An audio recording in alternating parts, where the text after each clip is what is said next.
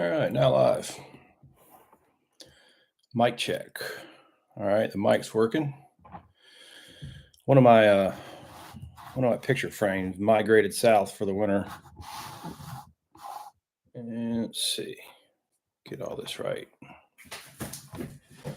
So I want to talk a little bit about plants, misinformation around plants in the water this morning. A few questions about that. Oh, say the Hottentots are running amok. Who said that? Calvin and Hobbes, maybe? I think it was Calvin and Hobbes. The Hottentots are running amok. I need to make that jump like that so I can pull up like this and lean back like this. Perfect. Hey, welcome aboard, man. Don't know who you are, but thanks for joining me. I'm trying Sunday morning live. As later this evening, I'm going to do a live on Instagram with Garrett. So I'm going to go live twice today. Figured I'd warm up on here, talk about a few things that have been going on across the week. Misinformation wise, let's just address the problems that we've been having. And yeah, that. So no fluff. I'm tired of people. I'm tired of watching YouTube and people yammer on about nothing before the video starts. So let's just talk. I was talking to a guy about plant populations, and it wasn't online. It was a face-to-face conversation, but it might as well have been online because it's the same conversation, I guess, as the ones that I have online. And it was I guess, in defense of plants or having plants or really having somebody to blame by throwing shade at like DNR for doing treatments, and the treatments have ruined the habitat, and the habitat destruction has ruined the fishing. And that's a common thread that I see and have seen for 30 years. And it's something that I used to believe, actually. People like to finger point. But after working on lakes and managing lakes for 30 years, I can safely say that that is not what is happening to our fisheries. And oops, sorry, I heard that. Turn this thing on silent. I'd like to get some sound effects on here. I see guys who have sound effects. I wonder how those work. With sound effects boards or something? I don't know. Okay, so let's talk about that. That's the point that I roundabout way got to it. Is the treatment of weeds what's causing problems in fisheries as far as fish growth goes?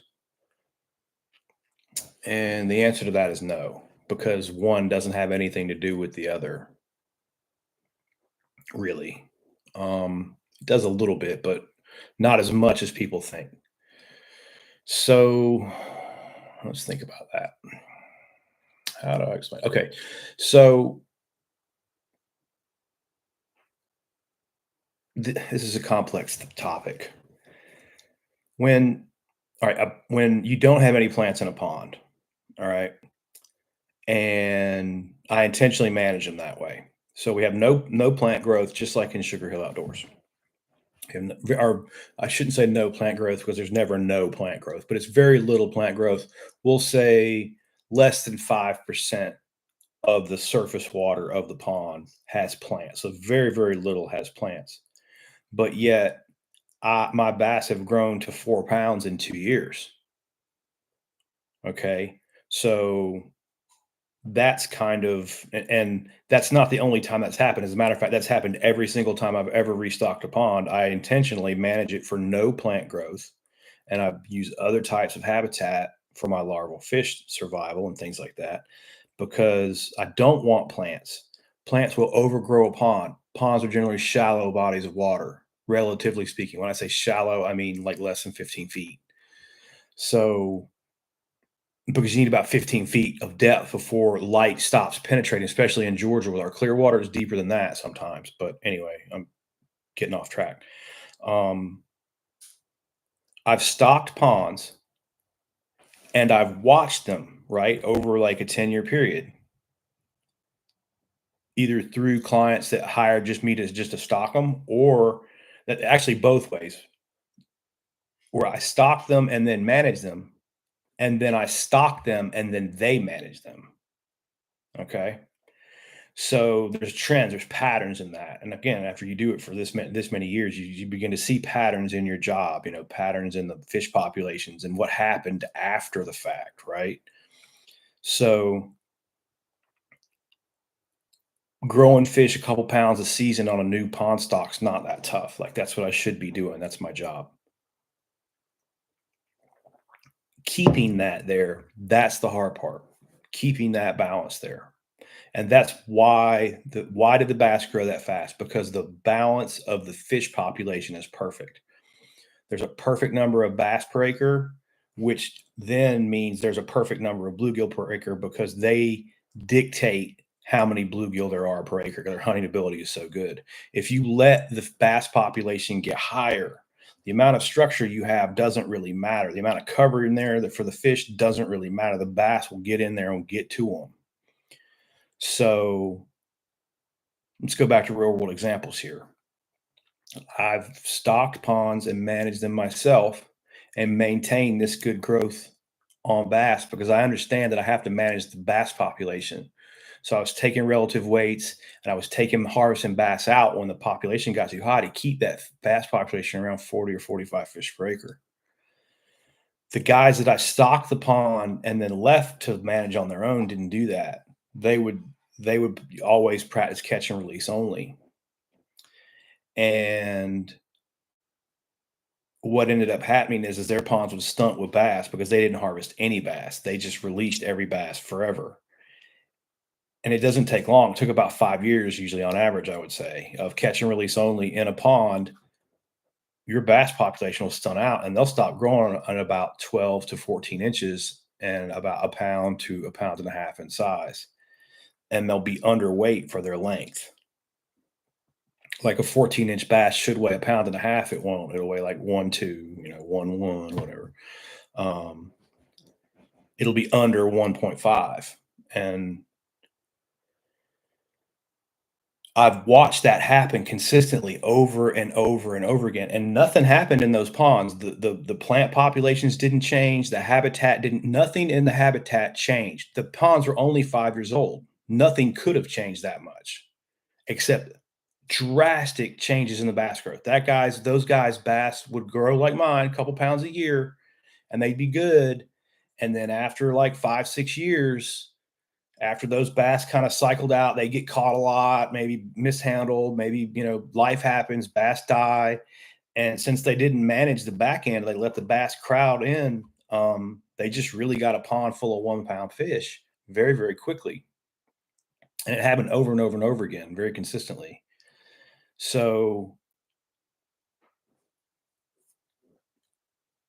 none of those ponds had plant populations. Okay. But I was able to keep bass growing very well in a pond with no bass population. I mean, with no plant population. Other guys were not able to do it because they didn't understand balance of the fishery and how fish reproduction can get ahead of you sometimes. So let's bring that back to the plants. In ponds, when you get plants into a pond, usually one of two things happens. It usually goes drastically one way or drastically the other way. I think it depends on the type of plant and how much space there is kind of in between, like in the areas in between the plants. But when ponds get choked out with plants, this is what happens. It generally leaves these little pockets, these little micro ponds, we'll call them, in there where bass fry can dominate. So you have all the little baby bass that are born have these little worlds where they can't be touched, where they're the leader. Where normally their cousins, the 1 pound bass would be eating them like just candy, and they wouldn't be around that much. There wouldn't be that many bass fry in the pond.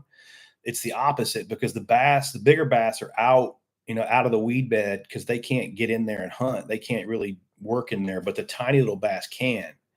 So you just get thousands and thousands of tiny little bass in there. And then when the weed problem gets bad enough in the pond, as they normally do, as I mentioned before, it's a shallow water situation. So it generally gets really, really bad, and way too much plant growth for what it can handle. Another point guys don't get: you can have too many plants in a pond. But you go in, either put grass carp or do a treatment, or go rake out the grass. I don't care how you get the grass out. What just happens though is now you've got way too many bass fry, and you're out of balance with bass fry badly, and it just stunts the pond instantly with bass, because the bass have been wearing out everything while the plants are growing. It usually takes a couple of years for it to really get bad, and during that 12 to 24, 36-month cycle, those bass fry over just stack up, stack up, stack up. So once you get rid of the plant population, you end up with a bass heavy pond, just full of tiny bass because of that. Or it can go the other way. That's normally the way that it goes, but it can go the other way. I've seen this a few times where the plants just kind of choke the bass population out, and you lose the bass population.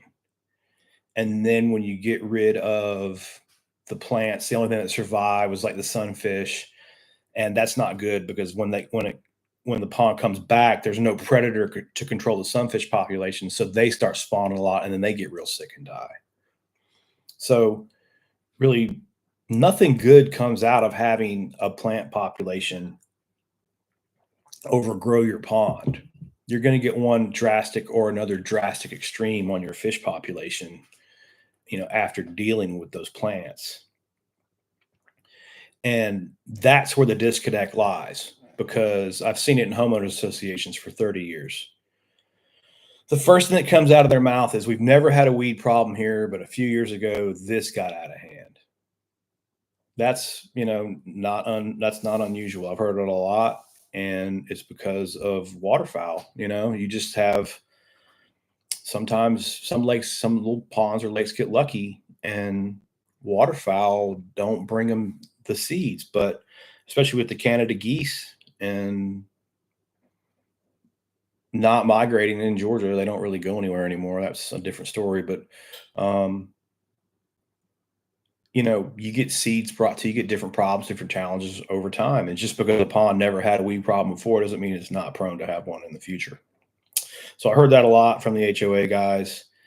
And just going in and working, and really, the HOAs are a perfect example of kind of how working in a group like that can work against you.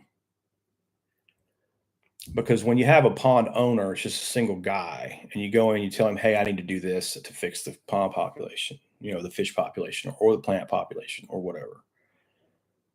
That guy listens. He either says yes or no. The answer is immediate. Where when you deal with HOAs, you generally have to go to a meeting or 20 and try to convince a group of people how to act on things, how we should attack this management plan.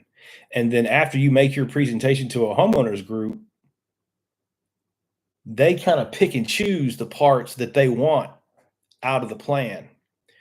And they never pick and choose the right ways, exactly the right way, exactly the ways that I would do things, if that makes sense. So I guess I brought all that up for a reason. And that reason is, in doing this job, you are forced to do it the wrong way in the homeowners association scenario a lot of the time. Okay. It's not like I went in there and said, "Okay, this is how you do it." You go in, you give them options, they choose an option, and that's the way you do it. And then they come in with their little special instructions. And then they have the hovering Karen that watches the whole project the entire time, or 20 of them too. So I just wanted to give some perspective on, dealing with that kind of thing from a biologist, from somebody who's doing its point of view. And then to further back up the point that all the talking points that are brought to me are incorrect. Like I've never had an intelligent conversation about this particular subject, plants in the water. Never, not one time. Well, I take that back. One time I did, but the one guy that I did have it with was a fisheries biologist, and I don't think that counts. So aside from that one guy, in 30 years, I've never had an intelligent conversation in regards to plant management in ponds due to this disconnect. And I mean, like I said, I've watched ponds get destroyed by plant growth, certainly. I've watched, and by destroyed, I mean the fish population gets way out of balance and the fish stop growing really well. Maybe got a comment. What's up? Hey, what's up, three folks? HOAs are despised groups. Yeah. Yeah, man, they can be a challenge. One of his good friends. Yeah, he had the conservation authorities hate him a lot. Yeah, I know, man. It's a real challenge, dude. And you know, what HOA groups and working in that field, in that arena, because I would have to go to meetings and talk. That's how I developed my ability to chat on these podcasts because of all those HOA meetings. And that's where I learned that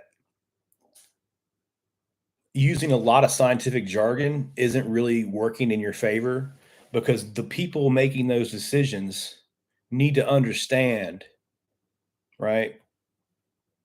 And if I use a lot of scientific jargon and words that they don't understand, it doesn't take very many, just one or two really, um, and lose them, then they're going to make incorrect decisions, and I'm going to be doing my job even worse than I would have been. And again, this is all learning in the field experience. This is just dealing with people learning experiences I'm giving you now instead of dealing with fish. But um, that's where I developed my um, ability to articulate, I guess is the right word, this stuff in a way that can halfway make sense to someone, because it's really hard to these topics that I'm discussing, you really do need to go to college to understand. This stuff's not taught at college because it's easy. It's not like it's not seventh grade physical science, is it? Although I think seventh grade physical science would be much more interesting with some pond management information. With some kids, ponds are everywhere. You probably don't have to get outside the parking lot of the school to find one. Anyway, so hey, five folks, welcome aboard. I was just trying a Sunday morning. I'm going to do a Sunday afternoon live on Instagram with Garrett. We're going to talk about electrofishing. He's coming in. Just picked up another gig in Georgia. But I was just addressing some plant ideas just to get people dialed in. So it's not that I'm, against having plants in the pond. And certainly there are some ponds, like I've been out, Chicago ponds. I've been out in the Midwest, out of Georgia. When you get out of your regions too, that's the one thing I've noticed online, and even with scientists, they've never been outside their region. Like things change a lot. Most of my work has been in the southeastern United States. Let's just call that the region, right? But I have traveled outside that region. And when you get outside that region, things change. Water quality parameters change significantly. And when you change the water chemistry up drastically like that, you change everything. You change nutrient, and the nutrient, you change the water quality, then you change the nutrient loading. That's the combination.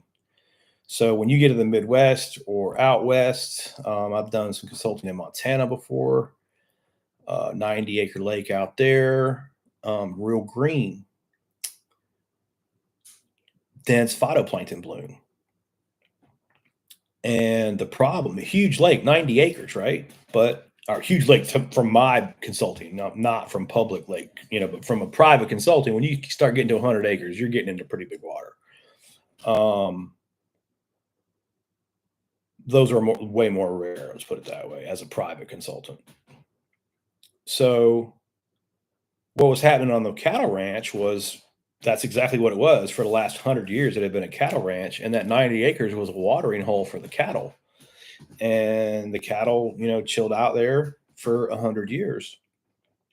And the guy said, the lake used to be way clearer. The water used to be way clearer than this. And now he's running a situation where his trout, because he stocked trout into it too, and the trout used to survive. They put trout in periodically, but now they're starting to have trout die-offs.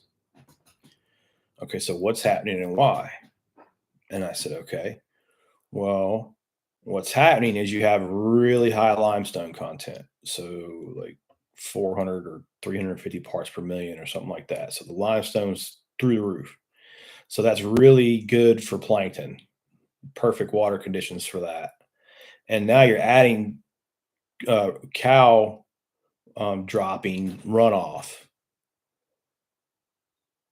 for 100 years into this area, into this lake.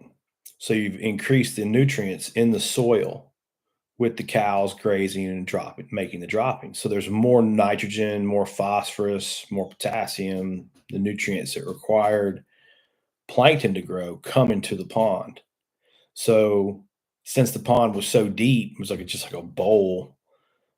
He didn't really have weed issues. He had plants all around the edge, but he didn't really have any like weed issues out. He just had dense. His pond looked like pea soup from a dense plankton bloom. So what was happening is the increase in nutrients was increasing the density of the plankton. The density of the plankton was then reducing the distance the light can penetrate down into the water. Because the density of the plankton, there was more plankton, so it was like kind of getting thicker, think about like a shade cloth. Like you had one shade cloth on there and you put a denser shade cloth on there, so the light's not coming down because of the density of the plankton. Well, since the light can't penetrate deeper into the water, the oxygen levels, because the plankton creates the oxygen, so you're shrinking the level, you're shrinking the layer of water in the summertime that holds oxygen when that begins to occur. And when that begins to occur, then as this shrinks and this water gets shallower with oxygen, it gets warmer because the deeper water is colder. And he had gotten to the point where the oxygen levels had raised above the 70-degree mark where trout need 68 or 70 right in there. And the trout were dying in the summertime because there was not enough oxygen in the oxygenated level anymore. It was simply too warm for them. They were suffocating and dying. And unfortunately for him, he had gotten to the point, you're at a plankton, you got 90 acres of phytoplankton to deal with. Okay, you got huge problem. You're not going to manage that. You're not going to change that. That's that way forever. You can spend, he was asking me about treatments on the plankton and this and that. Like, no. It's not how that works. This is going to go the way this goes. This is changed forever now. Due to the agriculture around it. You could get rid of the cows and then you could wait probably another 100 years for those nutrients to cycle out of that system. It would go back to normal, sure. But yeah, for now, that's the way it is. And that's another point that I run into a lot. Like, dudes don't understand. Sometimes that's the way that it is. It gets to a point in any situation, ponds, whatever, you can't fix them. Like they can become, you can drain them and redo them. But Steve's got a question. Can duckweed simply be cleaned up by surface nets? No, man. Wish. Duckweed's brutal killer of ponds. Duckweed, just for anybody who doesn't know, is a small floating plant. Leaf's about the size of a BB, and on the underside of that leaf, you'll find a white thread-like looking hair that hangs down. That's its root. Just hangs right down into the water, like almost like a tiny little lily pad. But there are like bajillions of them, and they reproduce by replicate. They split themselves in half, and they do it at a rate that's so fast when it's warm that you just physically can't keep up. Um,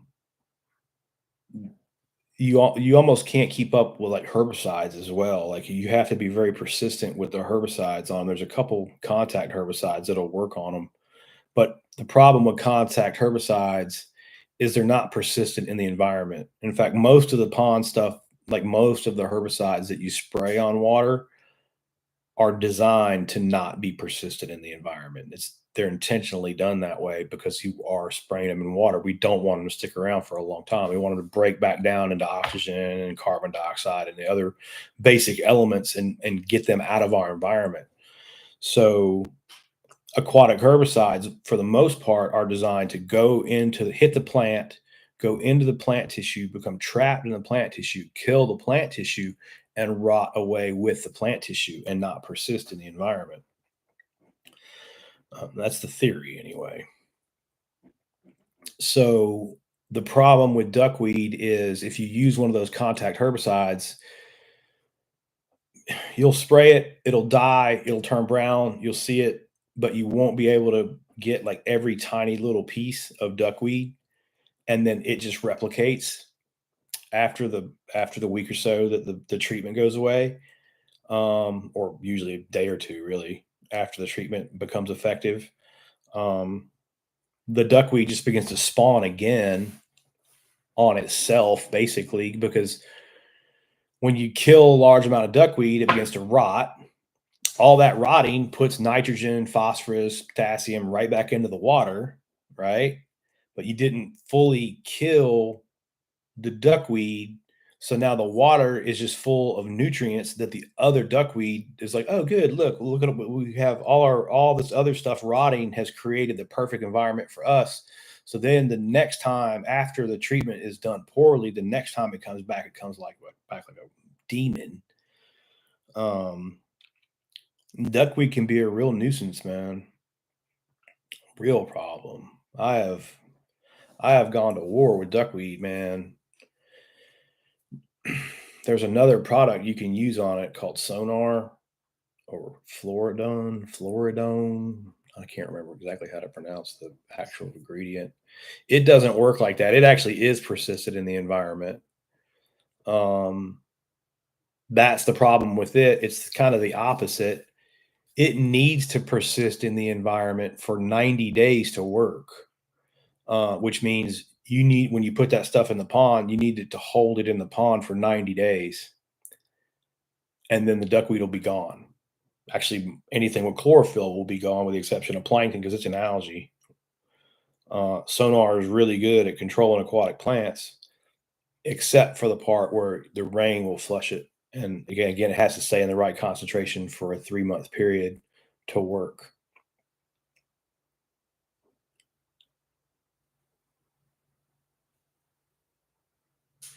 No, man.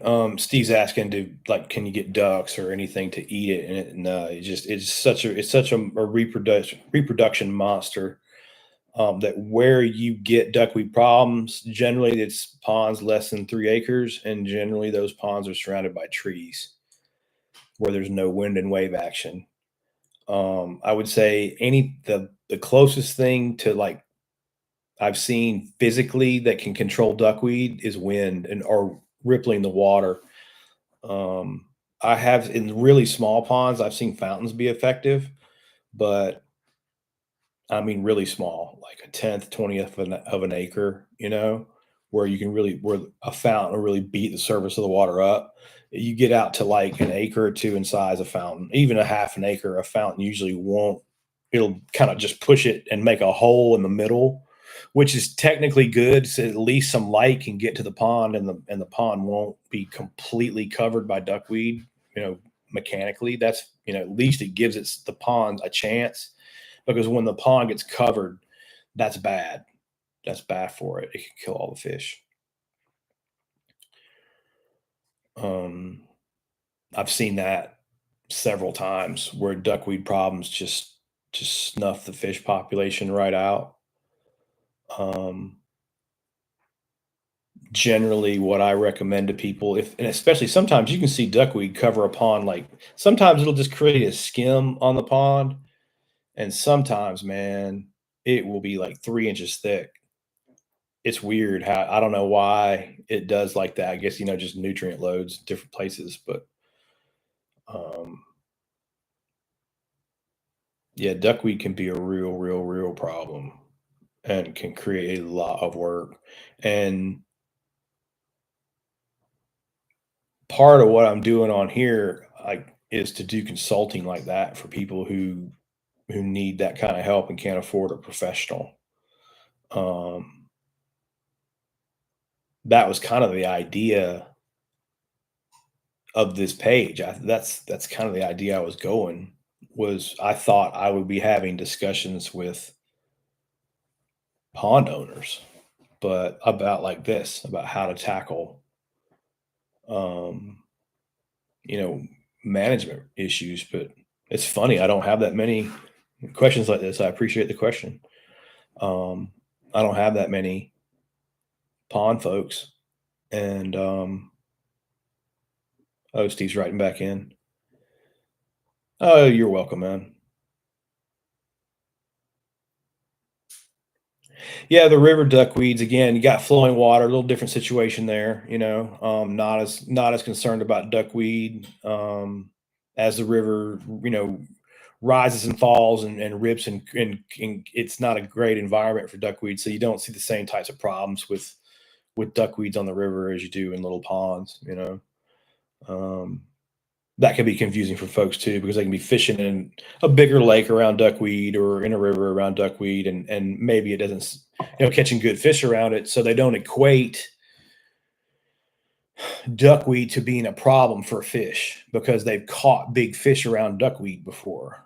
But you see how your perception changes there when you change location, and that's a lot of times too. That's exactly what's going on with a lot of the discussions I have with these guys. It's like we're looking at the exact same thing. It's just our perception is slightly different, and it is why we're having a kind of a, I don't know if an argument is right, but a discussion or a disagreement or a discussion. I try to have discussions with guys. I try not to argue.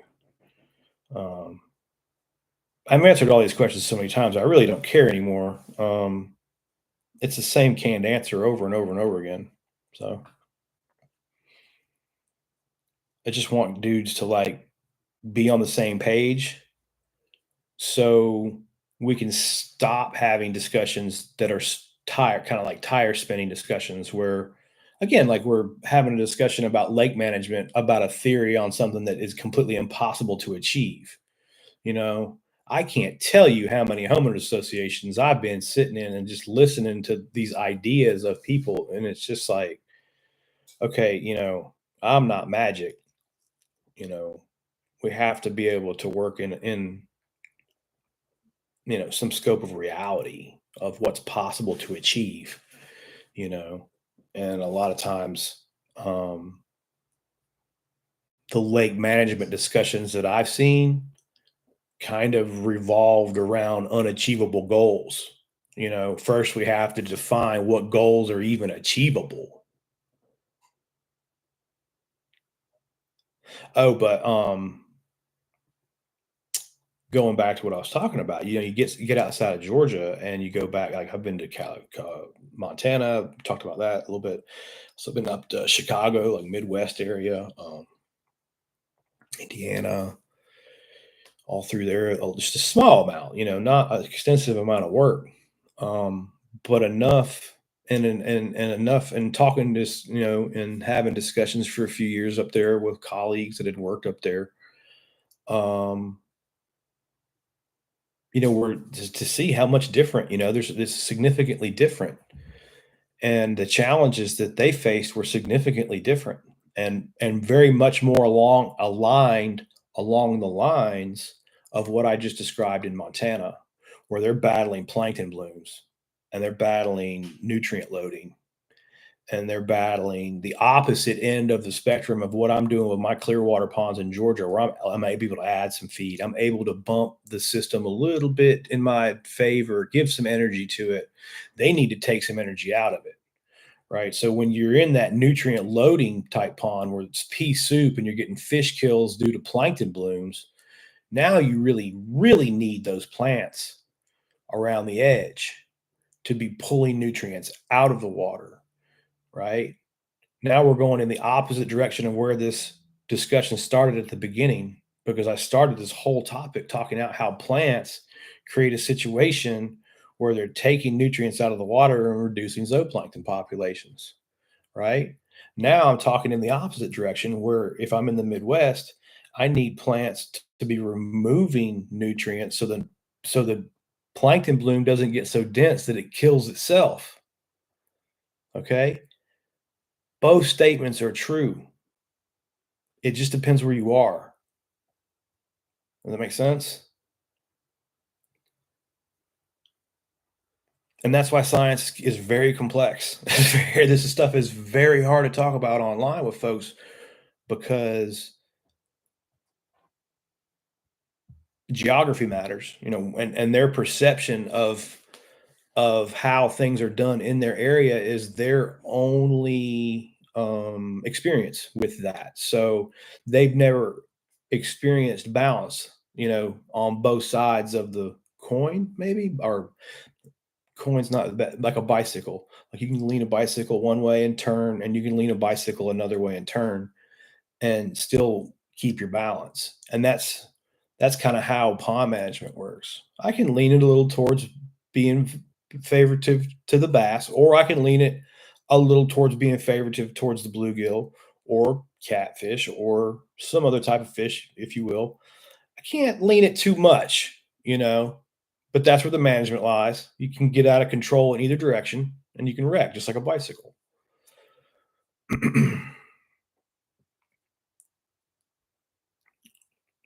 That's it. Only 30 minutes today, and I'm running out of ideas, boys. But that was a good discussion. And there's only four of us, and I've never done a Sunday morning. So that's okay. If any of you 3 or 4 guys have any questions, I'll sit tight for a second. But I think I'm going to leave this live a little short. I'm going to go live on Instagram a little bit later with Garrett. We're going to talk about electrofishing and what we got coming up this spring. I met Garrett. He was a kid. I call him a kid. He's a man. He's a grown man. He graduated college, but they're kids to me. I'm old. I was doing a talk with the gentlemen and ladies at Texas A&M American Fishery Society, and Garrett was in school then.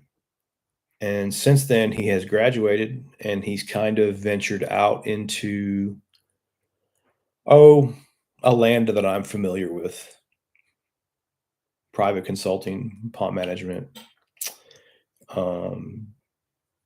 He's doing treatments, he's doing shock surveys, and he's doing all those kinds of things. And for me, over the last 4 years of being on Instagram, and I've been on here, I just haven't been as consistent on here. I'll be more consistent on here from now on. But it's very rewarding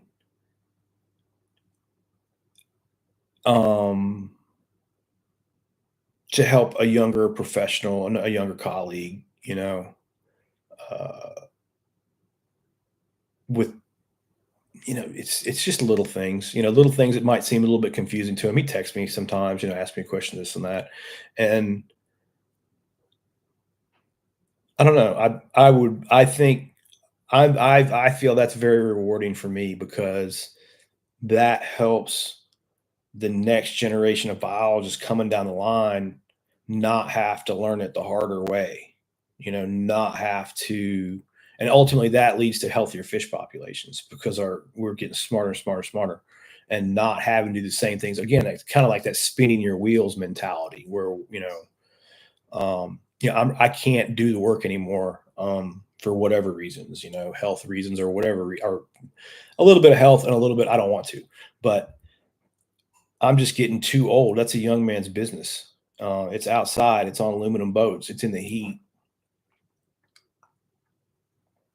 It's a lot of driving. It's a lot of work. It's a hard job.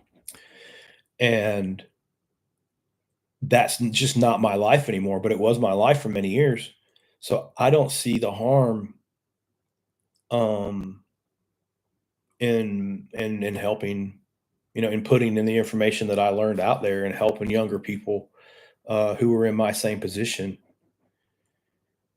And I've got quite a few of them. Garrett's not the only one watching and keeping an eye on things. And the one thing, like, they didn't learn the fisheries aspect. I was very fortunate in that Dr. Gilbert and my university education at Georgia, he was a fisherman too. So he was very, the fish health was very important to him, and how we manage these fisheries to get the most so our fish could be healthy was very important to him.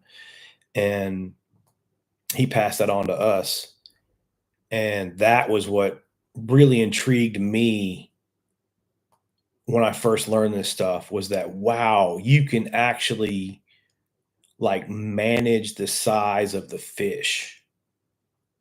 You can, if you're good enough at this, you can make it the way that you want it. You can control it, and that's only true up to a certain point. Like, once ponds turn into lakes, it gets really hard. Like, lakes kind of start doing what lakes do. They'll go into natural cycles, but ponds we can absolutely control. And that's what makes ponds, I think, the best and most interesting content for what we're doing here, because I can take a pond and in 24 months see results, and we can actually see, like when I first started doing this, I went on Facebook, I went on Instagram, and I told people the fish are going to grow a couple pounds a year, the good ones. And man, everybody called me a liar. Like, there's so much hate, like, blah, blah, blah, John, online, you can't do that and this, that, and the other. Well, I just did it. Now, where are those guys at? Are they talking? No, they're still watching. They remember they said it. Now they're just quiet, just because they'd never seen it before. They didn't believe it. But then once you literally show it to them, it's funny. Then they act like they always knew it. Christopher writes in, he says he appreciates me taking time and sharing the knowledge. Man, I appreciate you listening. I try to make it as entertaining as possible. It can be difficult. It is kind of boring science job, but we do have the fish. So that's why I always try to blend it back to you. You put a little science in there, and you go talk about some fish stuff, talk about fishing, talk about whatever. And try to keep this entertaining, man, because it was funny, man. When I was on Tackle Talk with Andrew, I don't know, it was about a week ago. He said he's tried to have other biologists on, and it didn't go well. But again, that goes back. I don't know, you guys were on here earlier. I said I've been going to homeowners associations meetings for like 20 years and talking to people who don't have any idea. And those are the people who are making the decisions on the pond management, because ultimately you had to get this group of people to try to decide what to do about the pond in the right direction. So I've had these conversations over and over and over again in homeowners meetings. And you have to stand up you have to wait your turn. Like, some of them like follow the Robert's Rules of Order like perfectly and everything. And some of them are like way laid back and don't care. I mean, the homeowners meetings were a trip. You could do it. Oh man, I should have recorded all that. I could have had a famous YouTube channel on homeowners meetings. You want to talk about a clown show?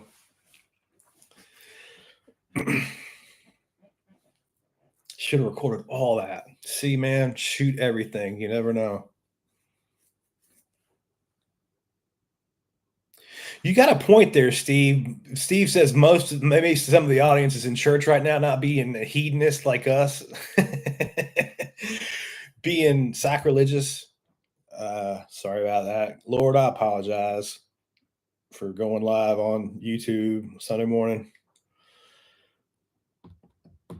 Oh, so Drew asks, how does aquatic vegetation affect larval fish?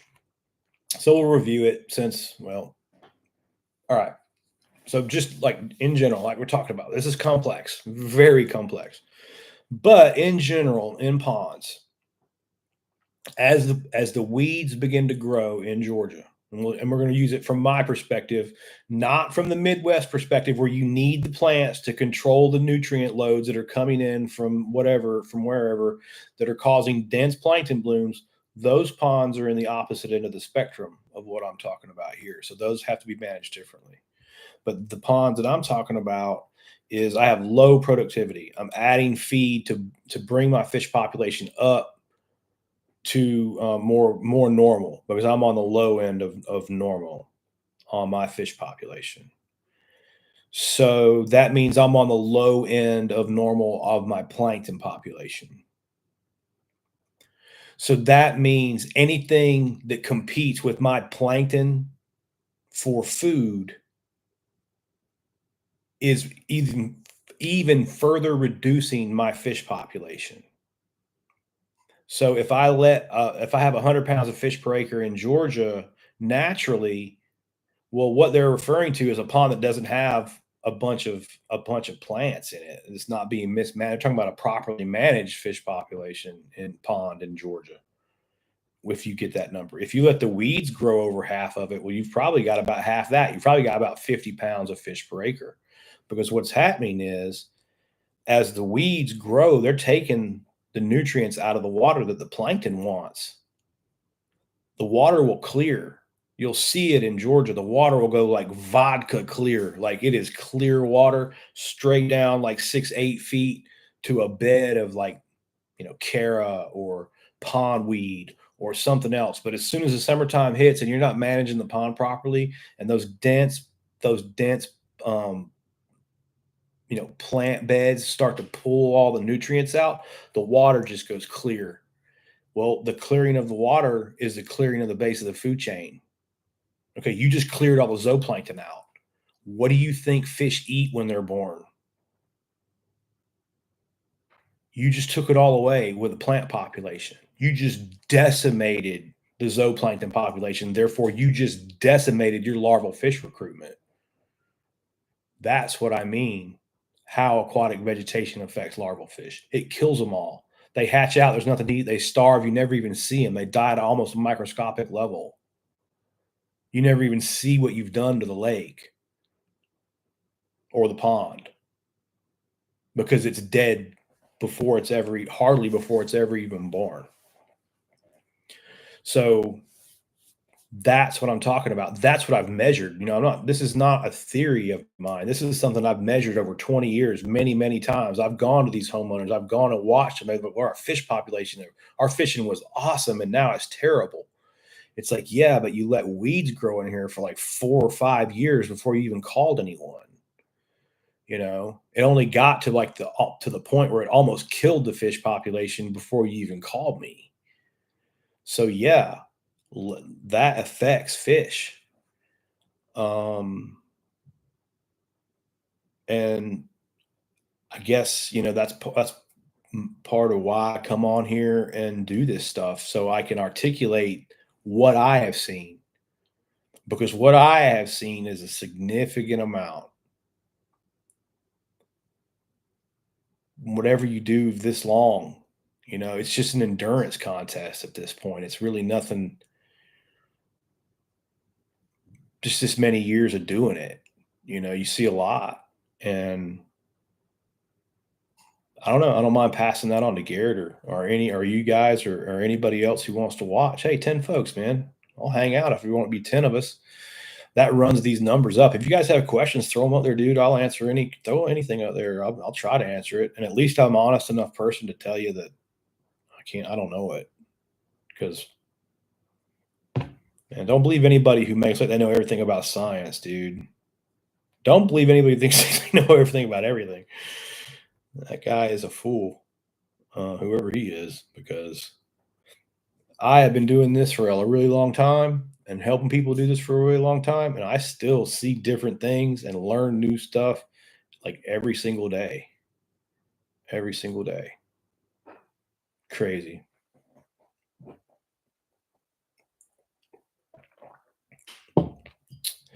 Oh, Drew's coming back in. I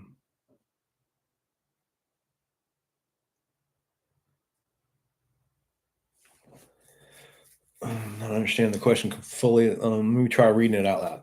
Okay, what happens when every 10 feet of shoreline in a pond a bass has a bed? I would say that that shoreline is just the habitat that the bass like to bed in. They like certain substrates over others, and it's usually kind of gravelly. So I would say when it's almost like neighbors. It's like, okay, I'll make mine here and you make yours there, and you stay in yours and I'll stay in mine. It's kind of like a mutual maybe agreement there, kind of in nature. But I've seen that before, what you're talking about, where the bass are all stacked up. But generally speaking, and just let's just take that to fish beds in general, not just bass beds. I've seen that bluegill beds, whatever kind of fish beds we're talking about, where they're stacked up like 30 feet deep in a lake in Georgia, and it's just bluegill beds stacked up. It's like, what in the world are the bluegill doing down there? Well, that lake has very little shallow water habitat anyway, and the shallow water habitat that is there is kind of that you'd be like knee deep or waist deep in muck if you stepped off in it. That mucky sediment. Fish don't like spawning in that. They don't like soft silt. It kills their eggs. So they're going to go someplace else. They're going to go to the habitat. They're going to go to where the nesting habitat is preferred. And in that particular lake, the nesting habitat, I swear to God, there was like 1,000 bluegill beds, like 28 feet down. So, you know, take that for what it's worth, I guess. And I've seen that. I've seen that in ponds I've drained. I've drained many, many ponds before for many, many reasons. Generally, those reasons will align along dam repairs of some kind. You usually won't get people to pull them down just for a fish population reset, but you can get the fish population reset on somebody who's got to drain the lake anyway for dam repair. So I have pulled plenty of ponds down and looked in them. And that's another funny thing too, is like I say, if you have this combination of fish, that's really not good for your pond. And they want to be like, yeah, but this one time I saw this. It's like, okay, that's great. But I've seen like this one particular example. I said to a guy, green sunfish and crappie in a small pond. That thing is done. You don't need it. You don't want it. You don't. It's the bass population is toast. That combination is never good. And then it always, well, I had this and that, and I saw this and that. It's like, I understand, but I've seen it like 155 times, literally. Like, and out of those times, like probably 50 of them, the lake was drained down to where we could literally see every single fish in it. Right? When you take a 5-acre pond and you pull it down into a pool and you net the fish out, you get them out of there so they don't stink, and you do what you can to relocate the games and bury the deads and sort through it that way. But again, I'm not coming from a place of what I think is going to happen. I'm coming from a place of I've seen the thing drain down to a puddle, and you don't want that combination of fish. There's never like this abundance of like there's always like these hopes and dreams of some mega giant in there, and it's like, no, man, the balance of this is all wrong. It won't create one. At least the odds of it creating one are so statistically improbable that you definitely shouldn't waste any time fishing there. And you should learn how to recognize where the fish can grow properly and go fish there to bust your PBs.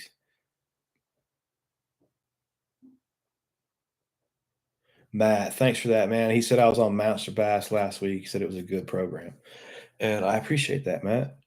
I thought it went well. I don't watch myself. I haven't rewatched it.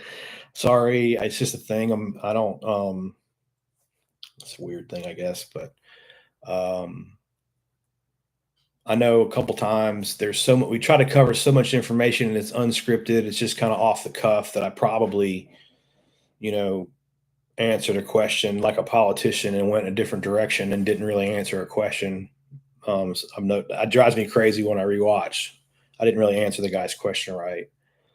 Um, like I said, it's hard to do though. It's really hard to talk about this stuff because it is complex. And just like I described, what I'm describing in Georgia is correct. The opposite is also true in Chicago, but that doesn't disprove science. That just that's the I guess that's where that's where I see the most like it logically you think it would. Well, if this is true, then the opposite would be true, but not necessarily because of the amount of variables that we have to take into account that change things in science where it I don't know. Again, it's why you have to go to college to fully understand to try to even fully understand it because nobody really fully understands this stuff. This is nature.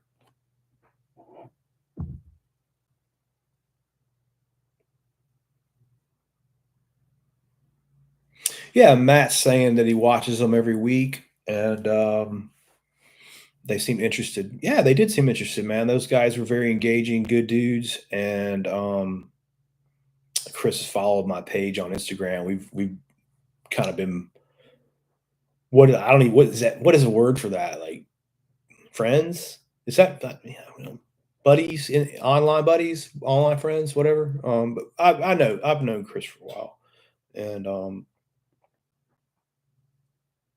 yeah, man, they're good dudes over there, man. I mean, that's an interesting little project they got going, and I'm definitely going to keep my eye on that. I'm gonna get their boxes and stuff, check them out. It looks cool. I like ideas like that. I like new ideas. You know, I feel like what I'm doing is a new idea. You know, um,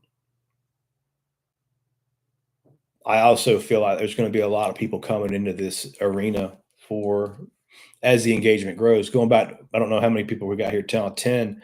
I was saying earlier, pond management for the internet is the best form of fisheries management because in 1 to say 20 acres or so, you can control that. That's actually controllable by a few people, like a manageable by a few people. You don't need an army, right? If you get a 100-acre lake, bass heavy, you need an army of people to help you harvest bass. It's just not go keep few bass and you fixed it. Okay, that's the part that these dudes don't get. Okay, a lot of these big reservoirs that are stunning with bass, you guys can keep all the bass that you want. You can keep every bass you catch out of it from now on. You're not changing it. It's staying that way. And that's the part that I can't get through to guys. These fish populations can get balanced and lean to a point where you're not ever changing them. This is life. You know, I'm not the same man that I was when I was 20. I can't run 5 miles anymore. I got bone spurs and crap. You know, life changes, and it's the same for a lake. Lakes don't usually get better with time. Actually, they really never do.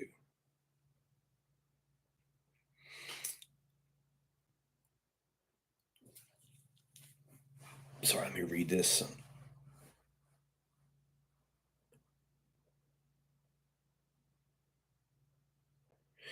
Christopher's writing in. He says, in climates like Northwest Missouri, there's aquatic vegetation, and it's all year round. Yeah, that's possible on certain years, especially now. These years we've been having where it's not getting real cold winters. Certainly.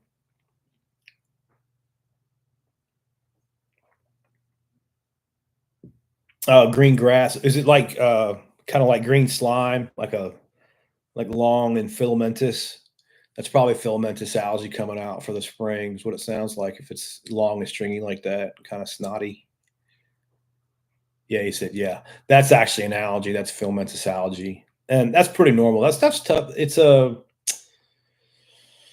It's kind of a conditional type of thing. You can definitely have problems with it for certain. I've treated that stuff for years, but generally, where I'm from in the southeast, you keep an eye on it and you pop it. You give it a couple wraps in the mouth with some algicide early in the spring when it sticks its head out, and you usually won't have problems with it all year. Especially, you can get the summertime to burn it off, but also certain ponds, again, variables can create it depending on their layout and stuff. Yeah, that sounds like a filamentous. No big deal. Just means it's been warm. Watch for an early crappie spawn generally when I see that.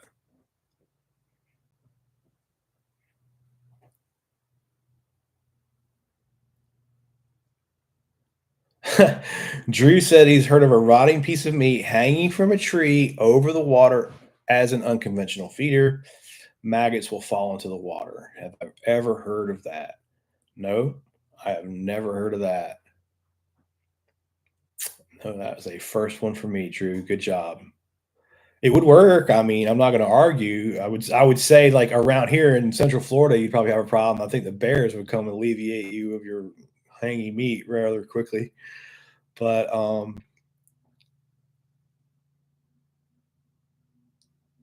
I mean, technically, yes, it would work.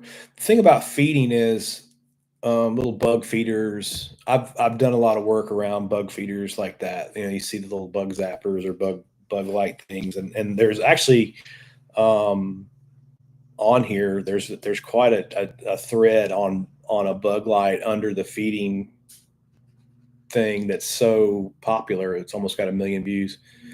Um, it got on a tangent on bug lights being brilliant, and really, it's not a bad idea.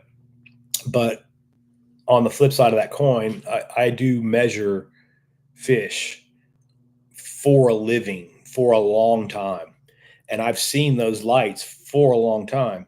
And I've never ever gone down to a lake or pond that had one of those lights or several of those lights on it. I'm not saying they're bad. I'm just saying I've never seen a measurable difference in fish. Like, let's put it this way. If I walk down to your pond and see a bug light, that doesn't mean anything to me fish production wise. If I walk down to the same pond and I see like a $2,000 directional fish feeder on a timer that's working properly and throwing feed time twice a day, okay, now I have a completely different understanding of what your fish population is going to look like. And it's going to be significantly higher due to that feeder. The fish are going to be significantly healthier due to consistent protein intake. Um, Feeds are very good now, very expensive too, but very good for the fish. And bugs are just like you you don't see the jump in the fish population and in the fish health with a bug zapper like you do a fish feeder. It's not even close. It's like the bug zapper kind of doesn't. It's not immeasurable. I don't see anything other than like kind of what you normally see at a normal pond, I guess. I'm not saying that it doesn't help, and I'm not saying just because I didn't measure anything, it doesn't work. But I'm just saying, as far as making a measurable difference, I've never seen a bug zapper make a measurable difference in a fish population.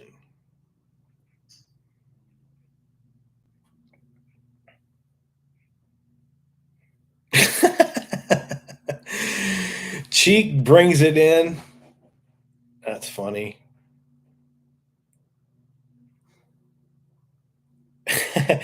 Yeah, Steve's got a good point. I didn't even think about the gators either. See how new to Florida I am? I didn't even think about the gators. Yeah, those gators wouldn't let that go either. They'd be like, "Oh, thanks a lot." They'd probably take it out of the boat, get in your boat and drive it away, steal the boat too. Dang gators.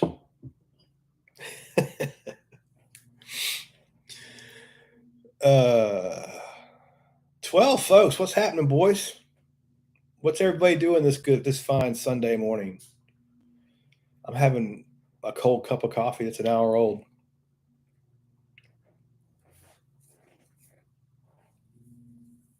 But no, man, the monster bass thing did go good. I felt real good about it when I got off. I like the kinds where, I felt like kind of being in a new area than being out on West Coast and, um, it's just spreading some truth, spreading some knowledge, spreading some work experience out that way. Uh, in the long run, certainly isn't going to hurt me or them or anyone. Matt just got done fishing, and I was thinking about riding down and going fishing. I might go live from down at the lake on Instagram.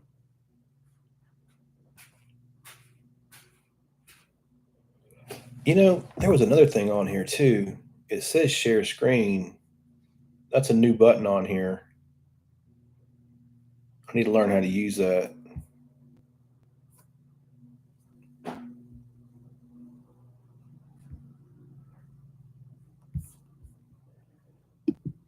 So, since there's 12 of us here, I'll just review kind of a little bit what we talked about earlier. I was talking about how habitat changes aren't as important as what dudes think because I've watched it, in real time when I stock ponds. Um, you can stock a pond perfectly and get great, excellent bass growth, just like you're getting it at Sugar Hill right now. And within like a 5 years from now, like at the, we're 2 years in, so the 7 year mark, 6 year mark, sometimes even the 5 year mark, if you stock it in properly, your bass population will completely stun out. And it has to do with the mismanagement of the bass population, not usually not anything to do with the changes in habitat of the pond. So what I'm saying is guys are correlating habitat to fish growth incorrectly. Okay, because and I'm using the pond as an example. The pond habitat didn't change. The pond was stocked new and nothing changed for 7 years. Over that 7 year, like the first 2 or 3 years, the fish grew great, but then something changed to stunt the bass for the bass population to go from growing awesome to hardly growing at all or not at all. All right. So something changed in that 7 year period that was not habitat related because the habitat of the pond did not change. Does that make sense? That has to do with the balance. That has to do with the reproduction success of the bass and how many and who monitored it and did they harvest it. Again, balance. We all understand that if we go out there and keep every bass we catch, that's a bad thing. The problem that the fishermen haven't figured out yet is also a bad thing to throw back everything you catch in most situations. You're going to get some years where reproduction gets on top, where the bass spawn too good. And you need to understand when to recognize those years and thin them back. And that's the part we're missing. We're only kind of leaning the bike one way. We're not leaning it the other way. We're not even capable of comprehending how to understand to lean the bike the other way in most of the conversations I'm having. John, what's up, my friend? Next Sunday in Cartersville, I'll come by if I'm over there, man. I got to run back to Georgia. What day is today? Sunday, a week out. I might get by there, man. I'll try to if I am. That's not far from where I'll be if I'm still in town. Just depends on a couple. It depends on a couple things, but I'll let you know on that.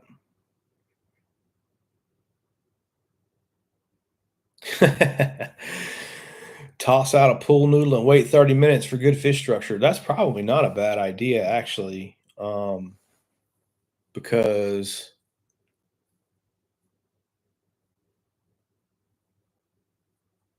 I'm just going back and thinking about all the years that I did electrofishing, and you get new blowdowns. Storms would come and knock a tree down. Man, it would be a ridiculous number of fish on the tree. Like every fish in the pond would go, "Hey, look, let's go hang out by that tree." It's stupid. I remember once it was in Berkeley Lake for any of you guys near Atlanta. That's about 100-acre lake. I managed about 12 years, and it that happened. It was like it was 90 acres actually, and it was like a little 90-acre Lake Lanier, super steep sides, super deep, super clear, and a a pine tree, or no, an oak tree or something. Maybe no, you know what? Actually, what it was, I think it was a yellow poplar tree because it had those really big palmate leaves. Fell into the lake from an elevated position, so it was the top of the tree was almost like sticking straight down into the water like that because it fell off a cliff, and the whole thing then slid down, and there was just this massive upside down tree in the water now. And as soon as I saw it, I was on the electrofishing boat, so I shock the place once or twice a year. And as soon as I saw the tree down like that, I was like, "Oh my god!" I think we got 160 crappie off that thing. Um, oh, and they were huge too. They were slabs. They were like 10, 12 inches, all of them. They were big, big crappie. Um, Pretty healthy too. But again, 90 acres of water is getting to the point where crappie populations do a little bit better than in 9 acres. You certainly would want one in nine. 90's kind of an acceptable range. And the bass population there was horrible though. Always stunted, always skinny. Actually, exactly what I described to you. I could take my electrofishing boat out. I tried. That's why I shock it twice a year. I would take my electrofishing boat out and I would capture 200 pounds of bass pretty quickly, which you shouldn't be able to do. The bass population has to be extremely crowded to be able to do that. But since literally every single fish that came up in the survey was a bass, and you hardly even saw any forage fish at all in the shock survey at Berkeley Lakes back then, um, you just started harvesting. And 200 pounds in an afternoon wasn't uncommon. 10 afternoons per season. And season after season after season after season after season, you know? It did very little.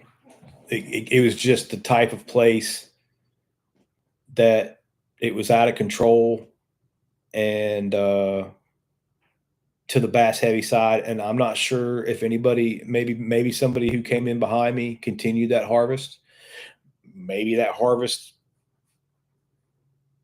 maybe I didn't, work there long enough to see a significant difference in that in that harvest of what I attempted to do there. Um, but I saw very little measurable difference in. I saw a shift from extremely poor older bass to younger bass that were around 100% relative weight, but I never really got to track those younger bass until I sold the business out. Never really got to track that pond as long as I wanted to, or that lake as long as I wanted to, because quite frankly, it took me so long to make any difference at all, if I ever even did. But I've seen that, if you've got a 30-acre lake, 40-acre lake, is stunted out with bass, and you're alone, man. I mean, you got 800 1-pound bass to go catch. Good luck. You keep everything you catch forever. Still won't matter. They'll be right back up on top of you next spring when they spawn again. Frank. Frank, I keep lying to you and moving around. I'm like Ali. I like to move my head around. Yeah, you're right. I did say that. I lied. I'm a liar. I'm a fisherman.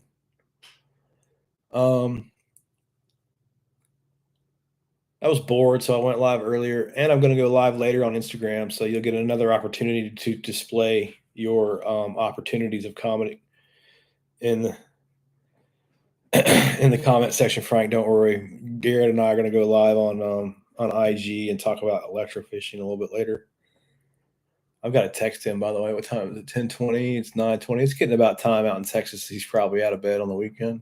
He's probably an early riser, man. But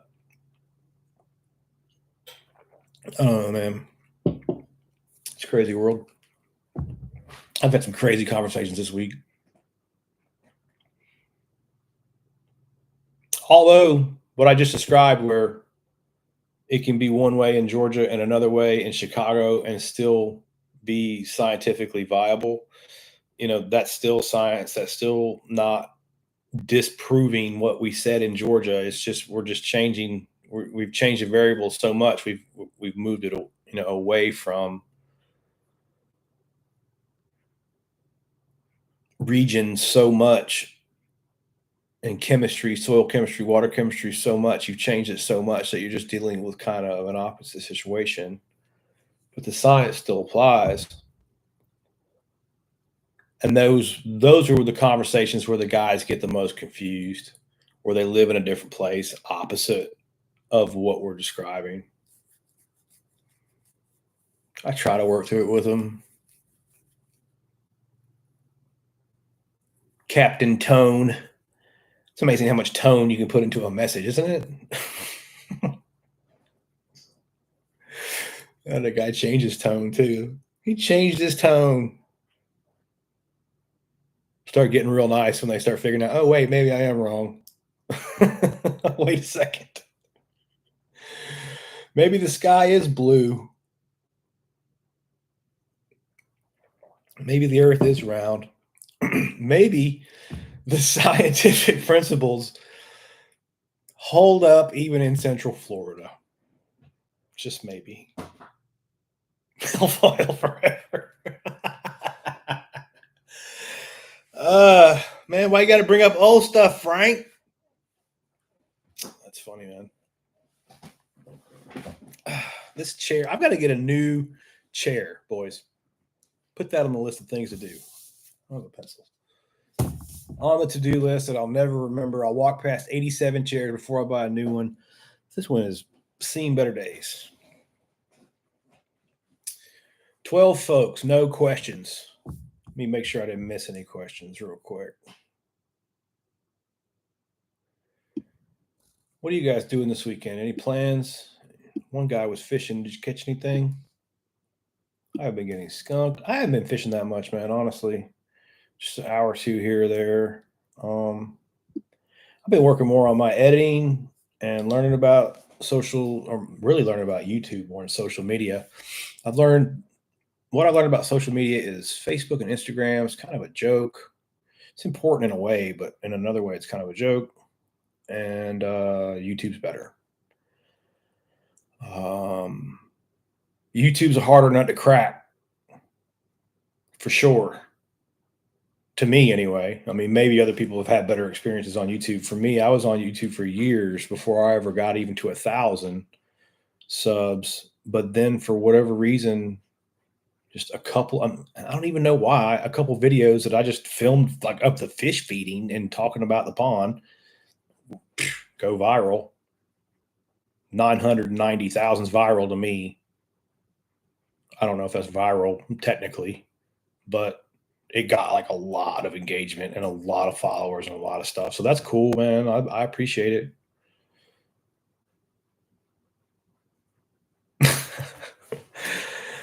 Yeah, everybody can use a little laughter in their life, Frank. That's for certain. Some things just in this world just aren't funny, but that is.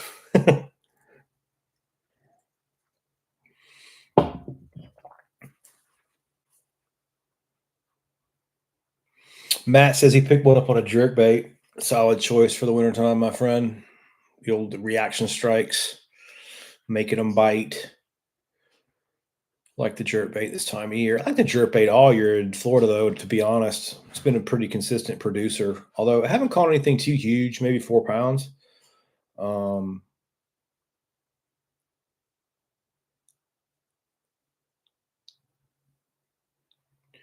Oh, Steve says it's nice talking, and he's got to get back to working on a final project for uni. See you later. All right, Steve, man. Good luck with your project, and you're most welcome. If he's at uni, he must be over. Must be over like Europe, someplace like that. They say uni over there,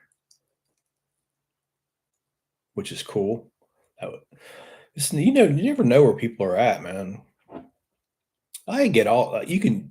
There's people like 1,000 people follow me in Africa. It's like, you imagine What in the world? They must have some ponds or a classroom or something. I don't know. They never make any comments, but they're certainly there. You can see them on the metrics. All kinds of crazy places. Japan, I've talked to people South America, Central America, Australia. Dude didn't have a pond, but Allred's writing in, new missile bait monster jig available this week. Interesting. Monster jig, is it like are you talking like it's like a big and an oversized jig, John? Because I would definitely be interested in that.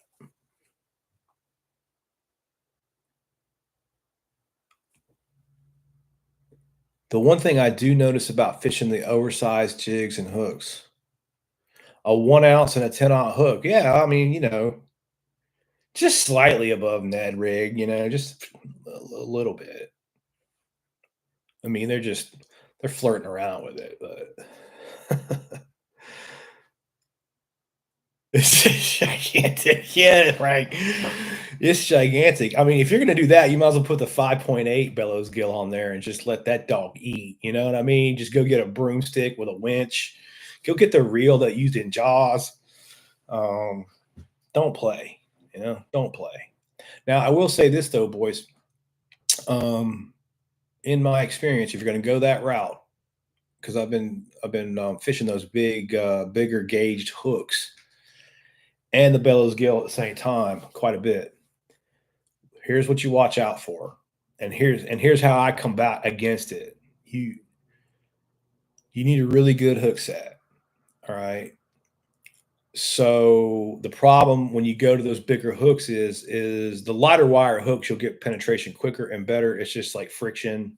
The bigger gauge hooks, you gotta pin them. You gotta really rock them.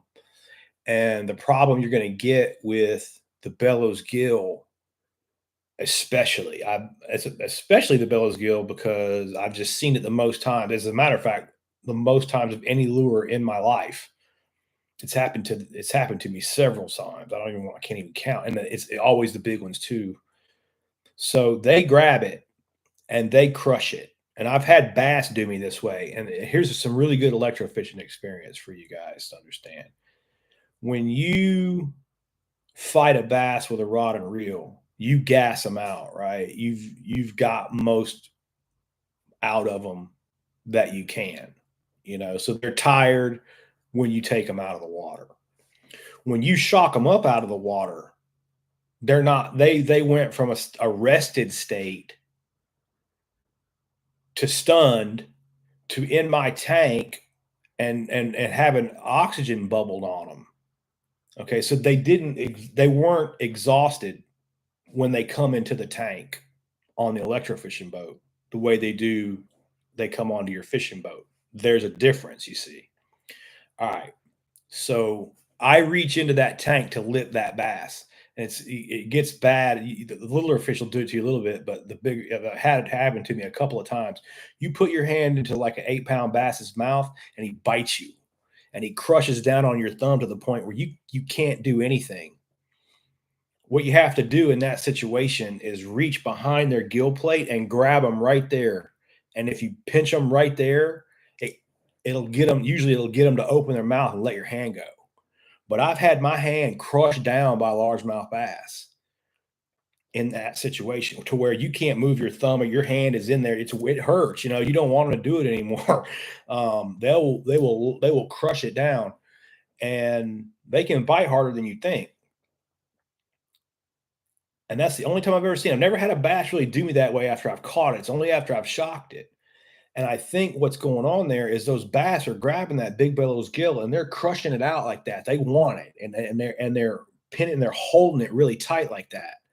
And when you set the hook into that big, hard, overgrown bass mouth that's just got it like a vice, and it's a big hook, it doesn't pin them. And the first thing that'll happen is they go to the surface. The second thing that happens is they jump, and the third thing that happens is they open that mouth, throw that bellows gill, and they take their pectoral fin and flip you a bird. It's embarrassing. And then they go back down. And usually when they hit the water, it sounds like a 14-pound bowling ball going back in to make it, just for the good sound effect after the bird flip. Yeah, that's happened several times. So the moral of that story, boys, is don't be afraid with 11-aught hooks to hit them more than one time with the hook set. Rip them. Get into them. Oh, yeah, and this. Don't cast straight at the bank. Work angles up the bank. What you're trying to avoid is the fish running at you. You never cast it so they pick that big baits like that. You don't want the fish coming, because they're going to go. The first thing they're going to do when they pick that oversized bait up is head towards deep water with it. They always do it. And because you're generally not catching dinks on something like that. You're catching weight and big fish, and the big fish are going to grab the bellows gill and they just sail towards deep water with it faster than any bait I've ever used. So what I started doing was moving closer to the bank and working the bank kind of up. So when the fish grabbed it and went that way, I was getting hook sets on a good 45-degree angle, working parallel to the bank instead of being out from the bank, casting at the bank. And then the fish takes it and runs either kind of at me this angle or at me that angle. You don't want those angles with oversized baits. Get parallel so you get the right angle so you can crank on them with the hook set. Try to avoid them coming at you, because you need every bit, and go to an 8-foot rod, go to a 710, 711, boost it. You need it. You need the extra foot. Don't go out there with a lure like that and a 7-foot rod. You're wasting your time. You need the leverage.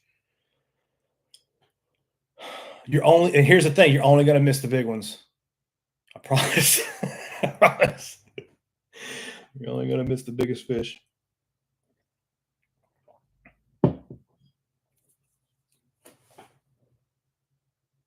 You seen the bird on the pectoral fin before, Matt? Yeah. Yeah, that's a big ouchie.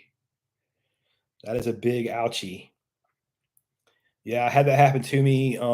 Let's see, 1, 2. I'm just thinking with a bellows gill now. That happened with Mike Buka watching it.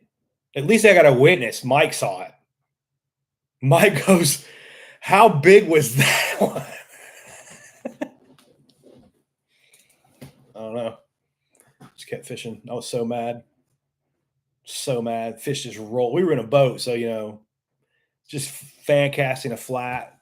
I had been chunking his big bait for so long. I just switched up to the bellows gill, let it go to the bottom so I could drag it like a jig for a minute, because I was just tired of fan casting prototype glide baits. We were working at some private water, and sure enough, man, I got into it. So here was the cadence of the reel too. I changed it and got a bite. I threw that bellows gill out. It was on the flashy swimmer, probably like an 8-aught hook, and went to the bottom, let it rest. And then I did a review on it. I got into the reel real hard. And you know how you work a glide bait with the reel? You don't really move your hands or anything. You just start popping the reel real hard and you'll get that glide out. And then you pop, pop, pop, and you'll get that glide out.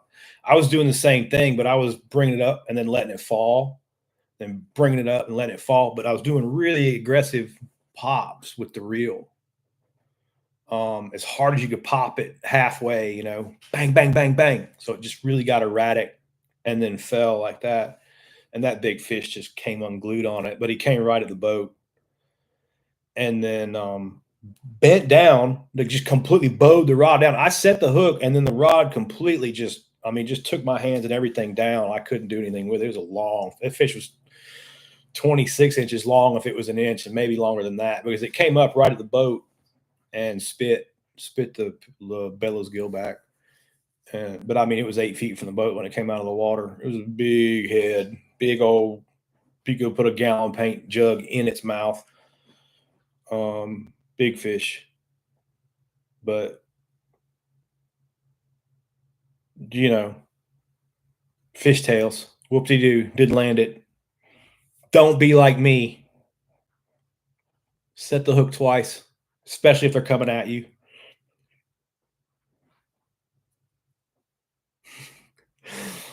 No, Mike's eyes were like that, man. Mike was like, "How big was that fish?" I was like, "The biggest dang fish we've seen today." And he caught one about 8 pounds that day. It was bigger than that. He caught one on that trick shad. Mike, that was when the chick shad was prototype. It hadn't come out yet. We went to that lake. Mike's on the front. He brought his boat, and it's like 40-acre private lake. So, they haven't seen any fish. They haven't seen anything we're bringing. I promise you. Um,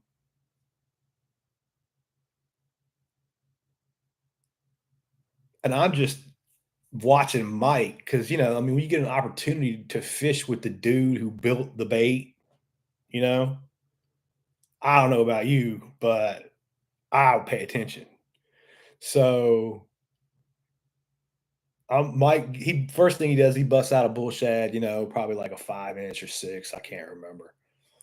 And he just absolutely like roasts that thing, man. He just is like adding pauses and burning, adding pauses and burning. And every piece of water, he just burn, burn, burn, burn, burn, burn, burn. He did that for a while. None, none, none, none. Put that down, took the trick shad out. Exact same. He didn't change the way he was fishing. He changed what he was fishing with. And on the trolling motor too. Now, Mike's a fast fisherman. Mike, you're gonna be moving with Mike. You ain't gonna sit around and float a cork. It's gonna be dragging behind you. Mike's on it. He's going. I like the way he fishes. So I scale back um to the 4 inch bull shad. And I was caught a couple fish, I probably caught like four. Dude, he was burning that trick shad and then adding a pause where it would glide out a little bit and then bang, bang, bang, bang, bang, bang, bang, roasting it. It's just, I mean, like that, like literally like bang, bang, bang, bang. Like, where's the camera? Like this. It was look like that in the water. He had me like 14-4. He had me 12-0. I mean, it was ridiculous. But what would you expect fishing with Mike? Would you expect to go out there and outfish Mike Buka? I'm not saying I expected to go outfish Mike. As a matter of fact, I don't have that much ego. I knew I would not. I certainly did not expect to see that though. And then I've had that happen to me before though. I had it happen to me in a bass club where you're around guys who are just way better fishermen than you are, right? And you always learn stuff, always. And I learned a ton. I mean, I learned a ton the 3 or 4 days I went fishing with Mike, and I mean, just a ton. But that's the other thing too, and I think that's part of the problem. Guys who can fish like that don't know like what I know. They don't have my experience, but sometimes they kind of think that they do. They think that being good at fishing makes you good at being a fisheries manager, and one job's not the same as the other job. So sometimes the best fishermen can be the hardest guys to talk to because they kind of have these ingrained ideas, but at the same time too, they also don't have any measurements. They don't have any data. As soon as you get those guys to start recording data and say, "Hey, write down the relative weights," it's like giving your fish population a report card. And when you can see the report card, it becomes very clear. And then like again, going back to what we talked about earlier, we're not spinning our tires anymore, talking about things that don't matter. Now we're engaging in conversations that do matter. Okay. And that's why I do this stuff. So more guys can engage in conversations that exist in reality that actually matter. We can actually like help manage our fisheries instead of trying to help educate everybody. And you kind of got to get everybody on the same page before you can have a discussion, you know?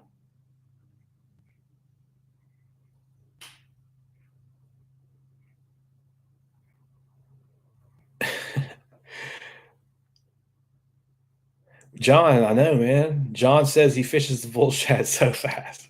I know, man. I know. I know. I was blown away. But I loved it. I was like, hell yeah, I can burn lures. I love burning lures. And but that's another thing. If you watch the patterns on YouTube, watch the patterns of what guys say, just the general pattern. All right, what do they say? Slow it down, man. We're gonna slow. The fish ain't biting today. We're gonna slow this way down. No, man. The fish were not biting, and the trolling motor went on high, and we went to the speed, baby. And I was like, now I know. Now I know I'm dealing with the man because I've seen this before, you know. And then as soon as you put the speed to it, now we're having a 20 fish day, you know. And it wasn't the slowing it down part; it was the speeded up part. And so think about that from a biological standpoint. It makes sense though. Why would speed trigger fish to bite? Because it makes them make a choice. When you slow it down, they're using all their senses. They're using that lateral line against you. They're using that vision against you. They're scrutinizing that bait, every motion, every little detail that bait has. They're just sitting there using every sense that they have to scrutinize that thing to bite it. And then something happens a little bit and they can feel it and they can just feel it in their lateral line like not food. All right. That's what slowing it down gets you sometimes, especially on the days we were fishing. So we went the other way. We went to the speed. And now it's here's a huge injured bait fish going past you. Make a choice. Are you going to eat it? Or are you not going to eat it? You're not going to scrutinize it. And it hits kind of on that crankbait kind of mentality where you're making them bite. Where you go bop, bop, bop, bop, and then they stop, you know, and then that pause and that hezzy. That's when that fish just goes nuts. It's like I can't stand it. Bam, hits it. Same thing on the trick shad. Same thing up top. You got a lure in a trap position, 6 inches from the surface of the water. It's trapped up there. It can't get away. It's in its worst possible. It's big. It's a nice, you know, it's a heavy caloric meal, you know. I can see it very easily because it's right up there. No matter those fish will come 20 feet up, hit Mike's baits when they're on them. I watched them do it on the graph. Like we were literally, this pond was deep. It was an old gravel pit. It was deep, deeper than 20 feet in pots. Just rock it up and blast that thing. So when they turn on that pattern, they turn on it, you know. And again, if you don't understand that, you could easily buy that bait and not be using it properly. You know, and I'm not saying use it like that all the time either. I've certainly had days where you need to slow the roll down. You'll pick up more bites moving it slower. I'm not saying don't change the speeds, but I'm saying just like don't forget to absolutely burn the paint off that thing because that's what it was designed to do anyway. Yeah, John says it's just like burning a lipless. Exactly.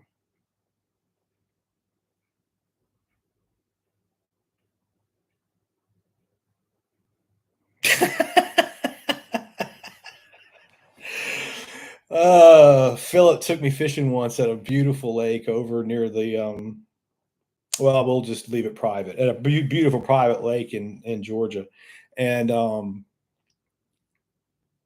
his brother Keith came. He's making a joke about that. We need to go get me in there again, man. We need to go fishing in there again. That'll be fun. God, that we had like a.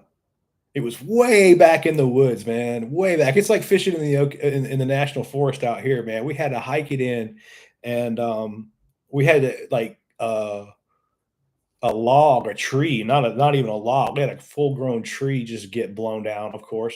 across the drive, so you couldn't even get back there to it. So we ended up just wheeling. I had wheels on my yak, so we wheeled the yaks down and went in true berserker style. We packed in on it, and man, it was nice. Though that's like 30, 40, 50 acre lake back there. Beautiful place. Little crowded bass, but that's normal.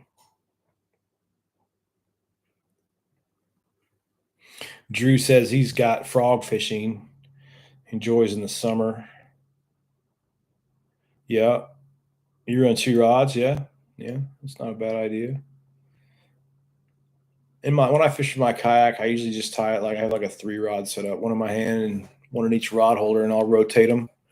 And I'll usually rotate every single lure that I got. I usually have 3 different, really 3 distinct different setups, soft, slow plastic, glide bait, I don't know, something else, surface, trap, whatever. Surface, surface lure, trap, rattle trap, I don't know, but whatever I kind of feel like's going on time of year wise. And then I'll fish all 3 baits around every piece of structure that I find. I'm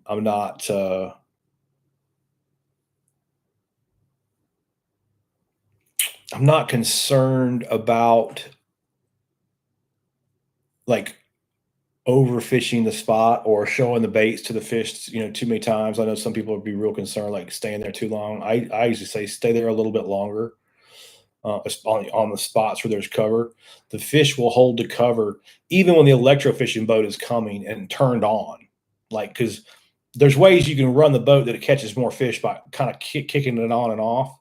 And so if you bump it off and you run up to the cover and you hit down on it, you'll catch more fish because some of them will run from it. They can feel it coming and they'll just haul from it. Most of the fish that you capture on electrofishing boat they just ran in the wrong direction, but most of them get away. And in clear water, you can see them running. But you will get fish that just hold instinctively. They just hold tight to the cover, even though the shock boat's coming to them. They can feel it come. They won't leave it. And I've done that, man. I've gone in there and fished for, 15 cats with a glide bait, just blowing it over the top of that blowdown or whatever. Then throw something, spinner baits through there, all that through there. And then finally you go in there with like a wacky worm or, whatever, a jig or something like that. And to finish out and just drag it slow on the bottom and boom, you pick up a nice fish. It's like, it doesn't blow them off, blow them up out of there, spook them out of there the way people think it does. And I'll also like come back, if there's a blowdown that I've caught a fish off before and don't catch a fish off of it, I'll usually fish it like a couple times during that trip. I won't just fish it one time. Hey, Hook Life made it. What's up?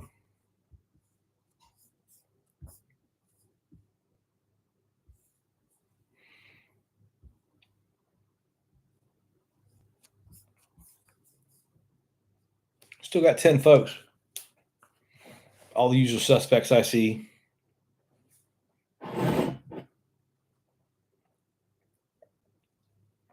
And cold coffee.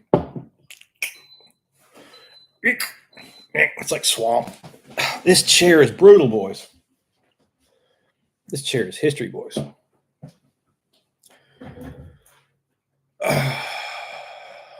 This chair is done. All right, scroll back, make sure I didn't miss anybody. And I've managed to run my mouth for another solid hour. Hey, that's all right, though.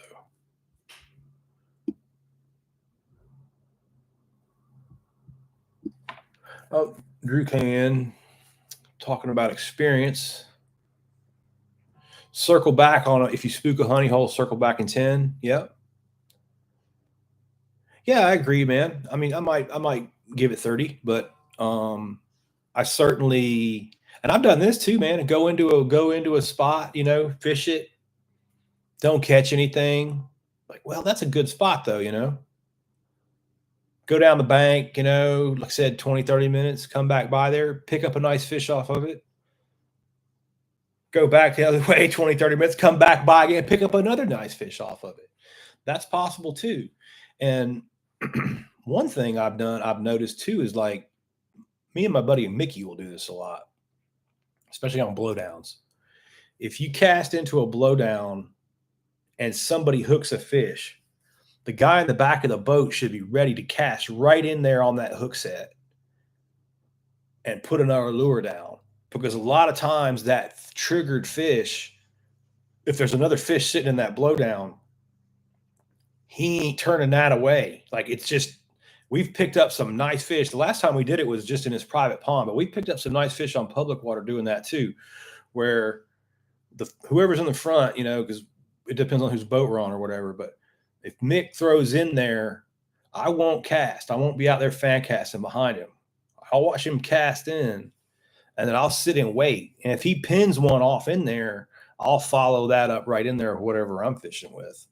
And like I said, the last time we did it, I caught a nice one. I was fishing with a trick worm, blow down in the pond. It was a slow day, and hadn't caught a fish in hours.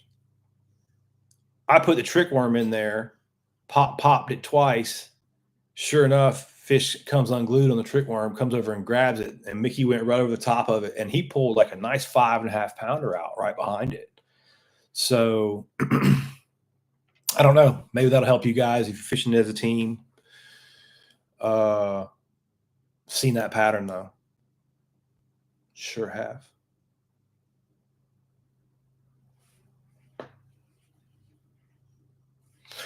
Oh, Frank's asking, how long does it take a bass to reach sexual maturity in our part of the world? 1 season. The bass needs to be like 8-9 inches to spawn. And, we stocked ours in May of 22 at about 5 inches, 4 to 5 inches. And by May of 23, they were like 14 inches. So with that kind of growth, even the small ones were significantly above the 9-inch mark. So it only takes 1 season for our bass. And again, Frank, that's why our bass populations need to be managed in a different way than your bass populations. You don't have that kind of recruitment. You don't have that kind of growth rates in more northern latitudes. So it'll be interesting though. I'm really interested in seeing how the offspring of these bass grow. These bass have been growing kind of what I expected. I've stocked pure Florida bass in that region of North Georgia before and got kind of similar results, pound and a quarter a year up there on pure Floridas. That's nothing surprising. 2 pounds on the northerns, very surprising. The biting, the aggressiveness of the northerns, very surprising. I've never seen fish this aggressive, I don't think. I don't know. There's something unique about the genetics of these fish, I think, and aggressiveness. And that's what Titan bass does, though. They link specific genetic markers to get the best outcomes. They don't just take a big fish and breed it with a big fish and go, hey, this was a 13. That's not how that works down there. They take a female fish with certain genetic markers and a male fish with certain genetic markers that will link well to that female fish's genetic markers. And they breed those 2 fish together. So as far as genetic experiments go, this is a unicorn for me and for anybody. I've never seen anybody kind of tinker with genetics in this way before. Which is good because again, we get to look and see how it works in the field, how it works in this pond. Next pond that comes along, we get to see how it works in that pond. And we get to exist in a place of reality, not on what we think is going to happen or what we heard is going to happen on the internet, but what we actually measured in the field happening. There's a big difference there. That's the place that I'm coming from. I'm coming from a place that I measured it, in the field several times. and the guys we were talking about earlier, kind of argumentative or whatever, they never have any data. They never have any. It's not another scientist coming to be going, man, what are you talking about?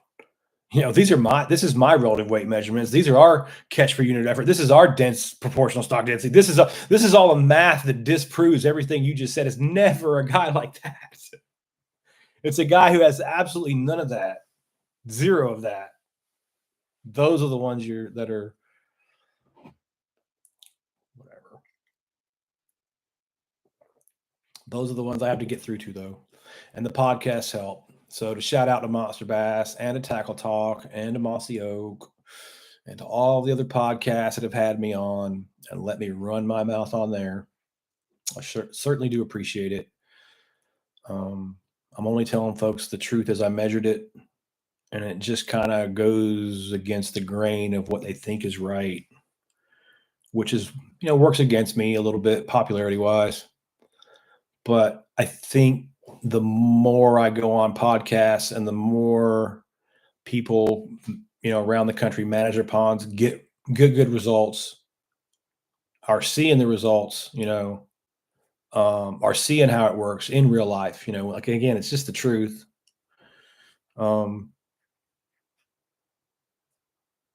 It changed people day by day, a few more here or there.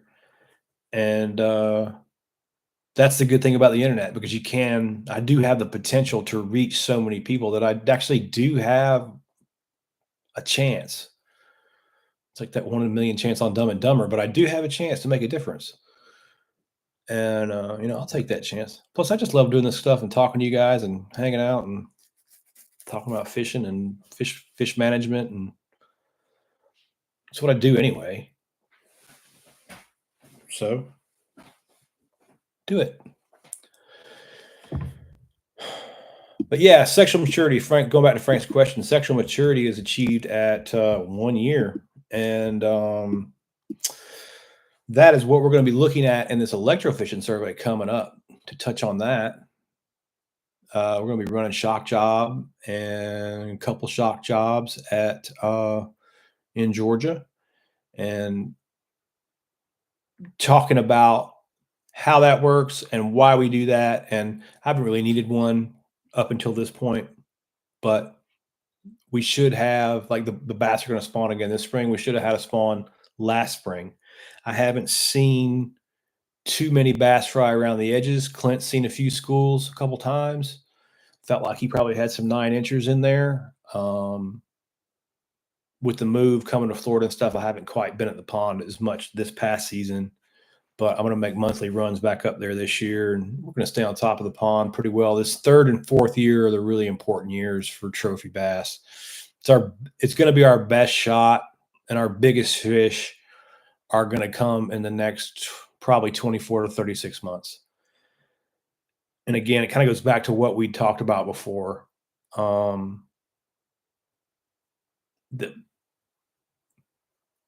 young ponds are balanced properly and grow fish quickly. Older ponds generally have some sort of disruption in the fish population balance. Some other species of fish has gotten in there. It's disrupted the fish population, or the bass have overcrowded.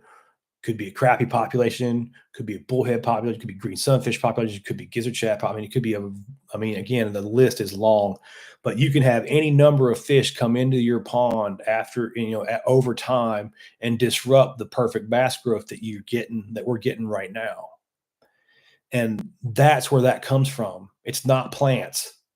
It's not some sort of habitat destruction that caused the fish population growth to plummet. It's because the fish population balance has changed.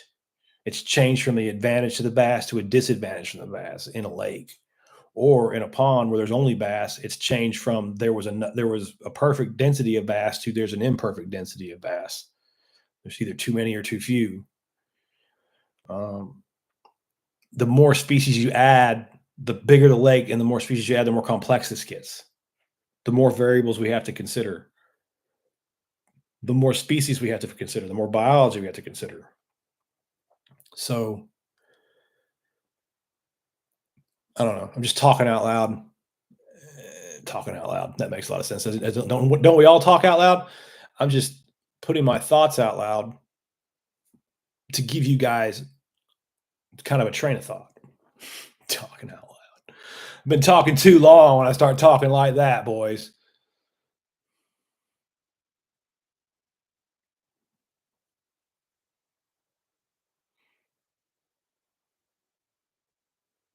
There's a lot of popular people that are morons. Yeah. I almost wondered you need to be a moron to be popular. I'm kidding, popular people. It's just a joke. It's just me and Frank going back and forth. Don't get all butthurt. All 9 of us here cause a riot.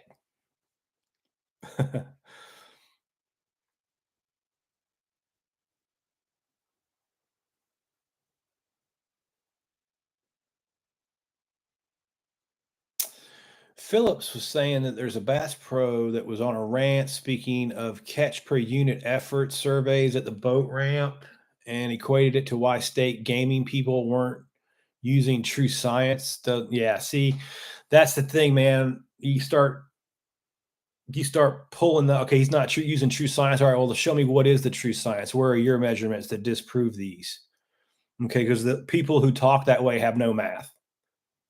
Okay. They're just, again, they're using just like the kids that were on Instagram talking to me about all the small ponds they've caught so many big bass in and saying how that's untrue. No, you just have different variables that are leading you to believe that the science is untrue. You're not seeing the big picture. And that guy's not seeing the big picture. And he's not seeing the big picture because he doesn't understand the big picture. You ask that same guy to go, okay, well, how does oxygen get in the water? Break down the pond life cycle for me. Just any simple Googleable. Is that a word? Any simple fact you can type in on Google and ask him, and watch that swing and a miss. So again, that's where ego kind of gets in the way. You get popularity, you get a large following.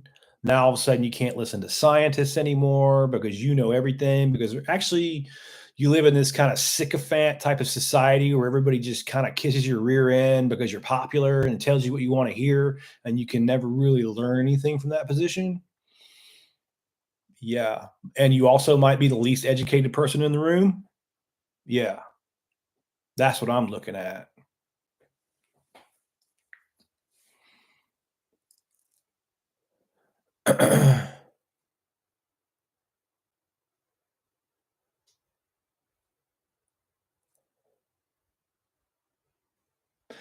Yeah, they like to move the goalpost, Philip. I understand. And here's the thing, man. And here's the thing, and that's going to come back. And I was talking to Oliver Nye about this the other day. He copied me on a text or on a post, and we were talking about it. I'm not mad at those dudes, man, and I'm trying to help those dudes too. Um, it's easy. It's easy to, again, if we get like let it kind of devolve into like emotions, it's not going to work. It doesn't have to be emotional. This is just a fact, right? Um,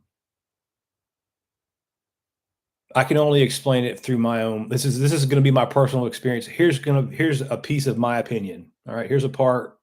I'll just lay it out there. This is my opinion. This is just what happened to me. So I thought, like everybody who argues on here thinks, like I was that guy too, because why wouldn't you be? Anything you see on television, anything you see in media, anything you see about bass fishing in general is going to lead you down that path, right? So when you look at it through that perspective, there's absolutely no way you could be wrong because every single piece of material of information that you've ever looked at has led you there. But then you go to college and you look at mathematically, you learn how to mathematically measure the health of the fish. And then you go, oh, wait, this is not that complex. This is like 2 + 2 is 4. This is either a healthy fish or an unhealthy fish. We can either have yes, no, or kind of in the middle. This is very simple though. It's like a report card, A, B, C. And you learn the biology and you learn, and then all of a sudden you learn, like there's an aha moment on there where you learn that everything that you saw about this is wrong. that everything in the media that you saw was like half truths and kind of mixed messages and just kind of this selectively heard stuff that was picked out and brought to you in a certain uneducated way, and you lose respect for television, you lose respect for professional fishing, you lose respect. I mean, this is what happened to me. I'm not saying, I shouldn't say you, I should say me. I lost respect for television. I lost respect. I never watched professional fishing again. Okay. I felt betrayed by it. I didn't defend it. I didn't go, the University of Georgia is the one that's wrong and television is the one that's right. I was not playing that game. I was like, oh my God, there is so much misinformation on there that it's almost impossible to fix. And I stopped engaging with all of it. And I say that, I say that truthfully, and I say that because those guys need to hear that if they keep defending the indefensible, they're going to lose credibility. Because if it happened for me, it's going to happen for a lot of people when they learn the truth. Because again, this is 2 plus 2 is 4. This is math. I'm only talking about what I measured. Believe me, I promise. I wish I could go on the internet and tell everybody that exactly what they're saying is the truth and exist in that echo chamber. I would be so popular. I lose followers when I start telling them what they don't want to hear. But you can hear it in the conversations of people on the most important thing to some people is telling people what they want to hear, is having that engagement, is having an echo chamber like that. So I think as this goes on and on, there's gonna be a point at which somebody's gonna take an indefensible position just to get the arguing going back and forth, just to keep it going in that way, to keep it popular, to stay relevant. You know what I mean? And that will be an effective technique for quite a while. And I'm kind of thinking that that's in the ballpark. Like, I think I've laid my, unless you just really haven't looked at what I've done and what some other people have done on the internet, and really, if you just really can't Google fisheries management and read the basics, you're doing it on purpose. You're doing it for clickbait, right? So don't engage with it. Don't type comments on it. Don't look at it. Unsubscribe from it. If somebody who's trying to spread misinformation intentionally for clickbait, just disengage with it. And then when that will change the comment section, which will change the behavior.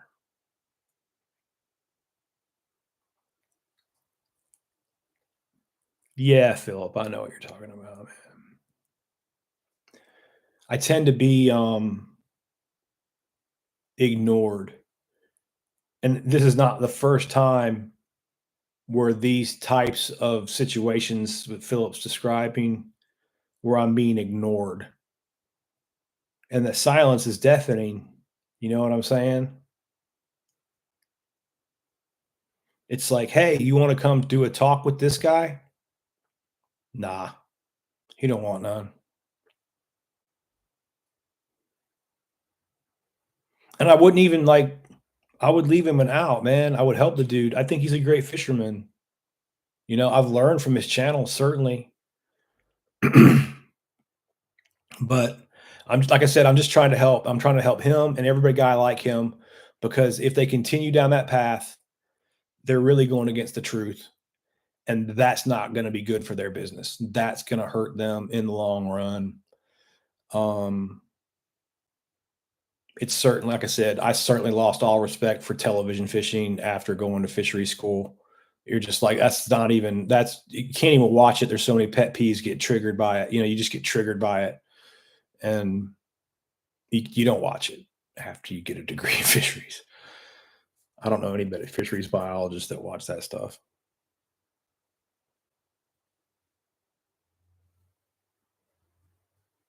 Well, Frank, It says, these guys are talking about fishing is in decline. Fishing is in decline. Bass growth is in decline because of catch and release practices.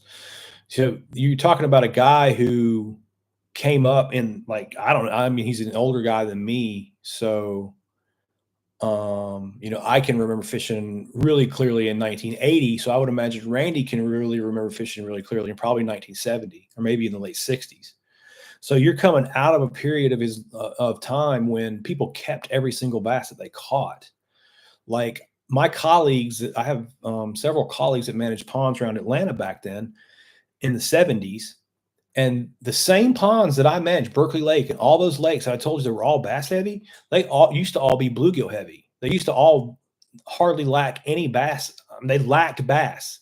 They hardly had any bass in the pond because people kept every bass they caught back then. There was no throw it back.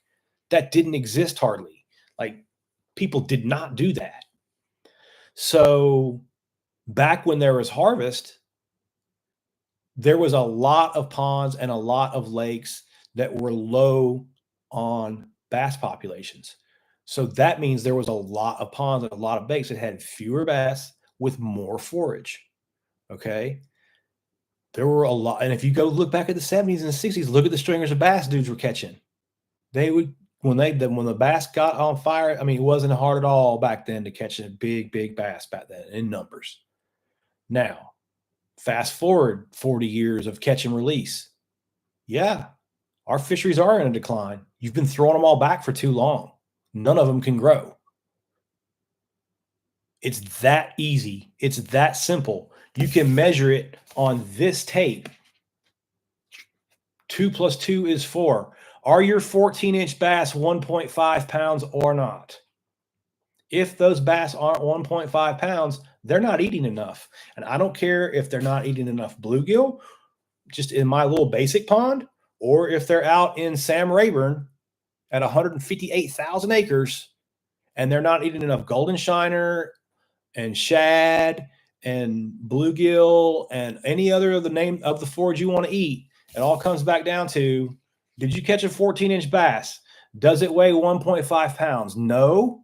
Something's interfering with its protein consumption because it should weigh at least 1.5 if it's eating enough forage.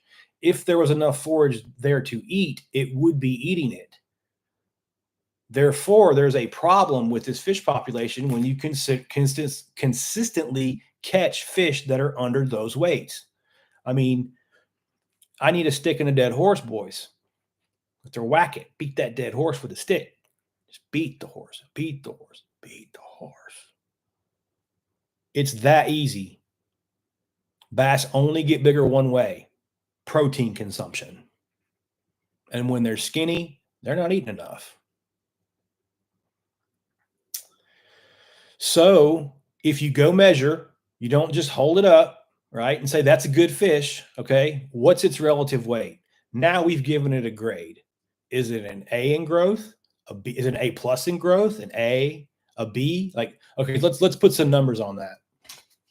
Let's use this and put some straight numbers on it. And let's use one. Let me go back this way. Okay, so let's use a 12.5-inch bass.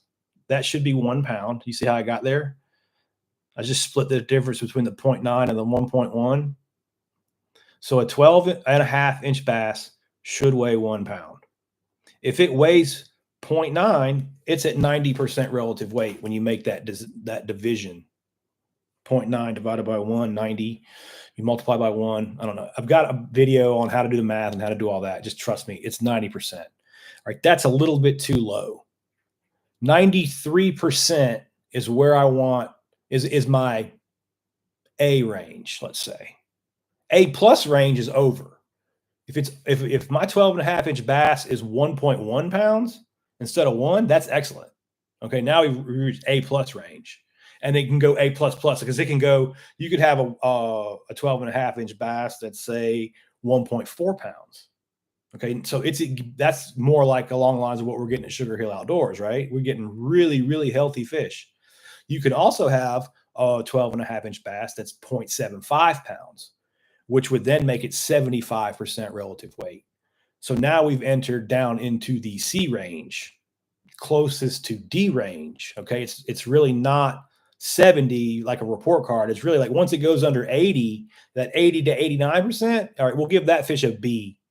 That fish is still growing, but it's not growing good. It's going to get long and skinny. An 80% relative weight fish is going to grow out to be 24, 25 inches long in old age, and it's going to weigh like 6 pounds at 80%, 85% relative weight, maybe 7, but it's still going to be a full pound underweight, maybe 2. Like it's going to be skinny. So I know when I go to a pond and I start catching all the bass and they average in about 85% relative weight, I'm not busting 10 pounds in that pond. The probably. That doesn't mean you will never see a 10-pound bass in there. I just know, statistically speaking, be really low probability when the bass are growing poorly like that in the B range for one to suddenly magically crank up and be 14, or over 10 pounds, because they haven't been in ideal conditions their entire life. And it's telling you that in the numbers. You can see it. As soon as you collect the data and as soon as you score the fish with relative weight, you can literally just see it. You can go, oh, wow, look, our 14 to 16-inch bass are skinny. The ones under that are okay, and the ones over that are okay, but we've got this narrow window of fish. Well, guess what they call that? That's where fisheries biologists call a slot limit. We're gonna start harvesting the 14 to 16-inch fish because they're skinny. So we're going to thin them down and get them some more forage so their growth continues. That's how you create slot limits.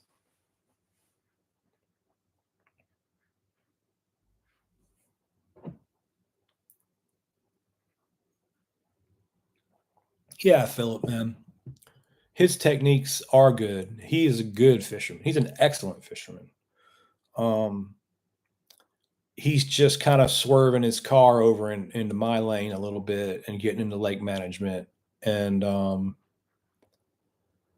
I think much like that generation of people don't really understand the amount of damage that they're doing by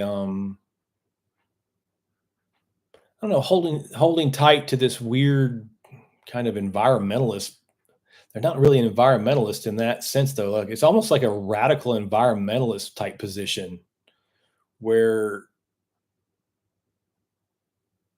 I don't know. It's I can't really fully explain it because I don't really fully understand it. Like I said, when I got to Georgia and I saw the teachers and I saw what was going on, and I looked at the research and I read it, I was like, okay, yeah, these guys are right, and those dudes on TV are way wrong. That's not how this works at all. And I don't know. I didn't keep a job for 20 years and sell my business because I was bad at growing fish. So I don't really get the disconnect there where it's my job. This is not my opinion. This is what I did for a living. It's how I paid my mortgage. And that's how he paid his, So I certainly wouldn't like tell him how to go fishing Bassmaster Classic or whatever. I don't know, man. It's a crazy world.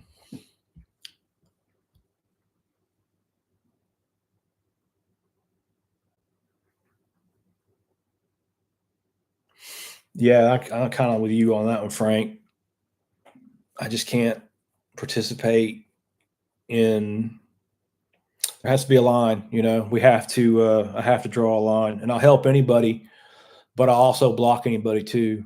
They're not going to waste everybody else's time with nonsensical questioning and wasting my time and wasting people's time. People like to read that crap in the comments and whatnot, but I kind of think this is like a classroom more than it is anything else.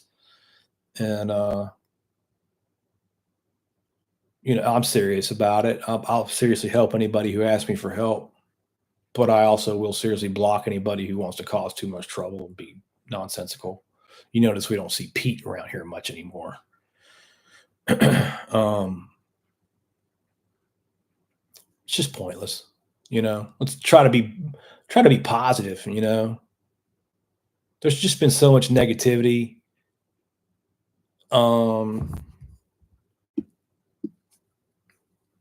As a whole, everywhere I go, I'm not going to participate in that anymore. if you can't be positive, if you can't have some kind of, positive impact on the world in a way, we could certainly discuss negativity. Ignoring it would be stupid, but at the same time, man, nobody on this internet is going to, affect my mood or affect my day in any way. I'm going to keep helping folks.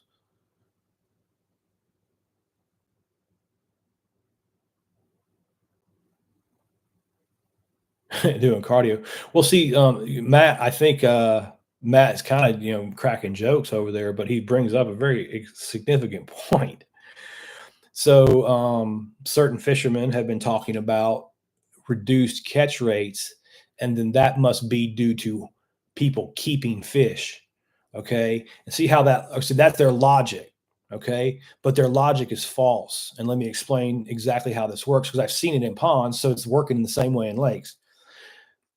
And let's just use the pond that we've been discussing this entire 2 hours and 14 minutes now. The pond that's stunted. We stocked it. I let the guy go. I told him he needs to harvest the bass every year. He doesn't do it, and his pond stunts out. Okay. What does that mean? That means he has too many bass per acre. He needs to take some of those 1-pounders out. That'll relieve some hunting pressure on his bluegill population. That will give the remaining bass population, all right, here's the key terms, boy, listen to this one, more energy. Guess what bass do when they have more energy? Anyone? Don't need a drum roll? It's my drum roll. They bite more. These skinned, stunny, junky fish that you've stunted out with all your catch and release information aren't biting because they have no energy. I got to plug my computer in or I'm going to lose you boys. Hey, just the nick of time. So I know it's completely counterintuitive, but I've only seen it in ponds about 1,158,000 times. You go in, you harvest 20 pounds of bass per acre, which is 21-pound bass per acre. You do it for 2 years. You get the bass population back up to where it's healthy and growing again, and your catch rates go up because your bass aren't starving to death, because starved animals are not healthy. And that's why I started my page, because this information those guys are preaching has gotten to the point where they're literally leaving bass in a starved state, managing the population intentionally that way, and then blaming spawning stress for the starved bass's condition. Okay, so again, the amount of misinformation that you can collect on any one of their videos is so staggering that I can't watch it. Matt's coming through, says that absolutely makes sense. Yeah. Yeah, you've got bass in such a poor physical condition that one, I think they get picky because they don't want to burn any energy. They're in like this state of unless they're absolutely certain it's food, they're not moving. They're not going to chase it. So it's the opposite. Here's what happens, okay? Especially in ponds. And in lakes, it's probably a little bit different, but in ponds, because the forage is so limited, it's not a big buffet in a pond normally. It's usually just a few different species of fish. So what ends up happening is the bass feed down. There's too many 1-pounders, and everything that'll fit in a 1-pound bass's mouth gets eaten. So you won't see your bluegill will go from like 2.5 inches, and then they'll skip that 3 to like 5-inch bluegill, and then they'll be like 6, 7, and 8 inches. The ones that are lucky enough to survive, who knows, but have plenty of food because there are basically no 3 to 5-inch bluegill in the pond at all. They're eaten. As soon as they get big enough and move out off the bank far enough, they're just eaten like a crop, like being mowed by a mower, except it's just bass predation. So bass just get used to eating the exact same size fish all the time. And if you don't match that exactly, they don't bite it.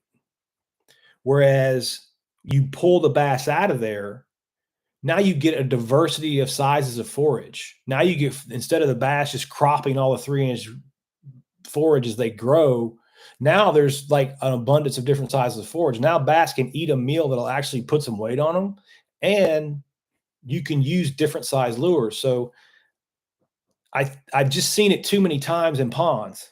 Keep knocking my ear thing out. You harvest the bass and the fishing gets better. That's a fact. I witnessed it. I once went into a 4-acre pond in Lilburn, Georgia. It was stunted. It wasn't stunted bad though. Like relative weights around 85 to 90. Those will come back. When the relative weights drop into the 70s, you've got 2-3 years worth of work when you let them go too far. But some of the bass were in the 90s in that pond. Some of the bass were in the high 80s in that pond. So I just did a quick thin with the electrofishing boat, and then 1 year later, it changed almost immediately. Some ponds do that. Some ponds takes a few years. Some ponds it just takes one little bump and they just change immediately. And that pond did that. I just did one little quick harvest with an electrofishing rig. Now I got all the bass out I needed, but and it bumped it right back to where it needed to be. And then one of the guys who hired me, son, he was like 9 at the time. He caught a 9-pound bass off the dock, and the bass actually pulled him off the dock into the lake. And I heard a whole big story about how because he was so used to catching all the little stunted bass and having his way, he laid into that 9-pounder. That 9-pounder snatched him right off the dock. But the kid held onto the rod, jumped up, got his feet, collected himself, landed the fish in the lake, and had a real nice picture of a 9-year-old kid with a 9-pound bass. And the last thing his dad said to me was, I can't believe you grew that fish that quickly.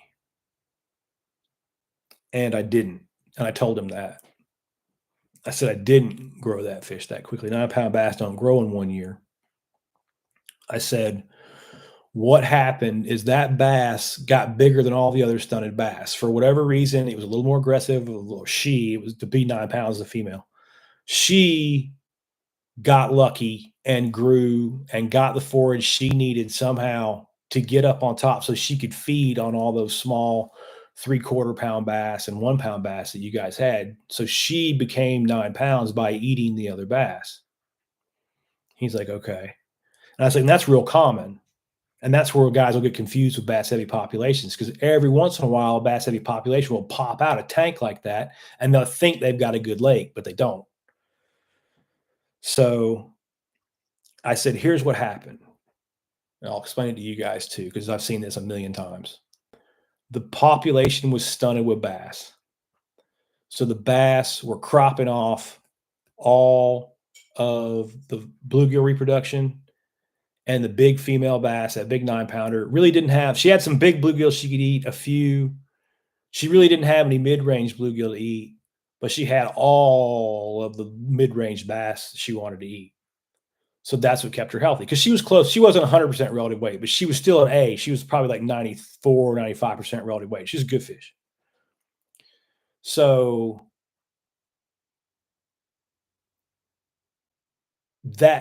what happened was, I went in with an electrofishing boat and I took all of the 12 to 14-inch bass I could get out of there. Meaning I took her food out of there. That's what she was keying in on. That was the only thing she had to eat. But what happened to the fish population? Well, by removing the 1-pound bass, I shifted the hunting pressure off of the bluegill population. That means more bluegill were born, more bluegill survived, more bluegill grew into that 3 to 5-inch size class because there was less bass. The bass weren't sitting there eating them all up. So instead of having a big fat, like 3/4 to 1-pound meal to eat every once in a while, that 9-pound bass had to start eating bluegill. That 9-pound bass had to, instead of consuming one meal, she had to consume 10, 12, 15 meals to get the same amount of weight. I shifted the forage base so the kid could catch that 9-pound bass. I didn't grow that 9-pound bass. Does that make sense? When you can see on that level,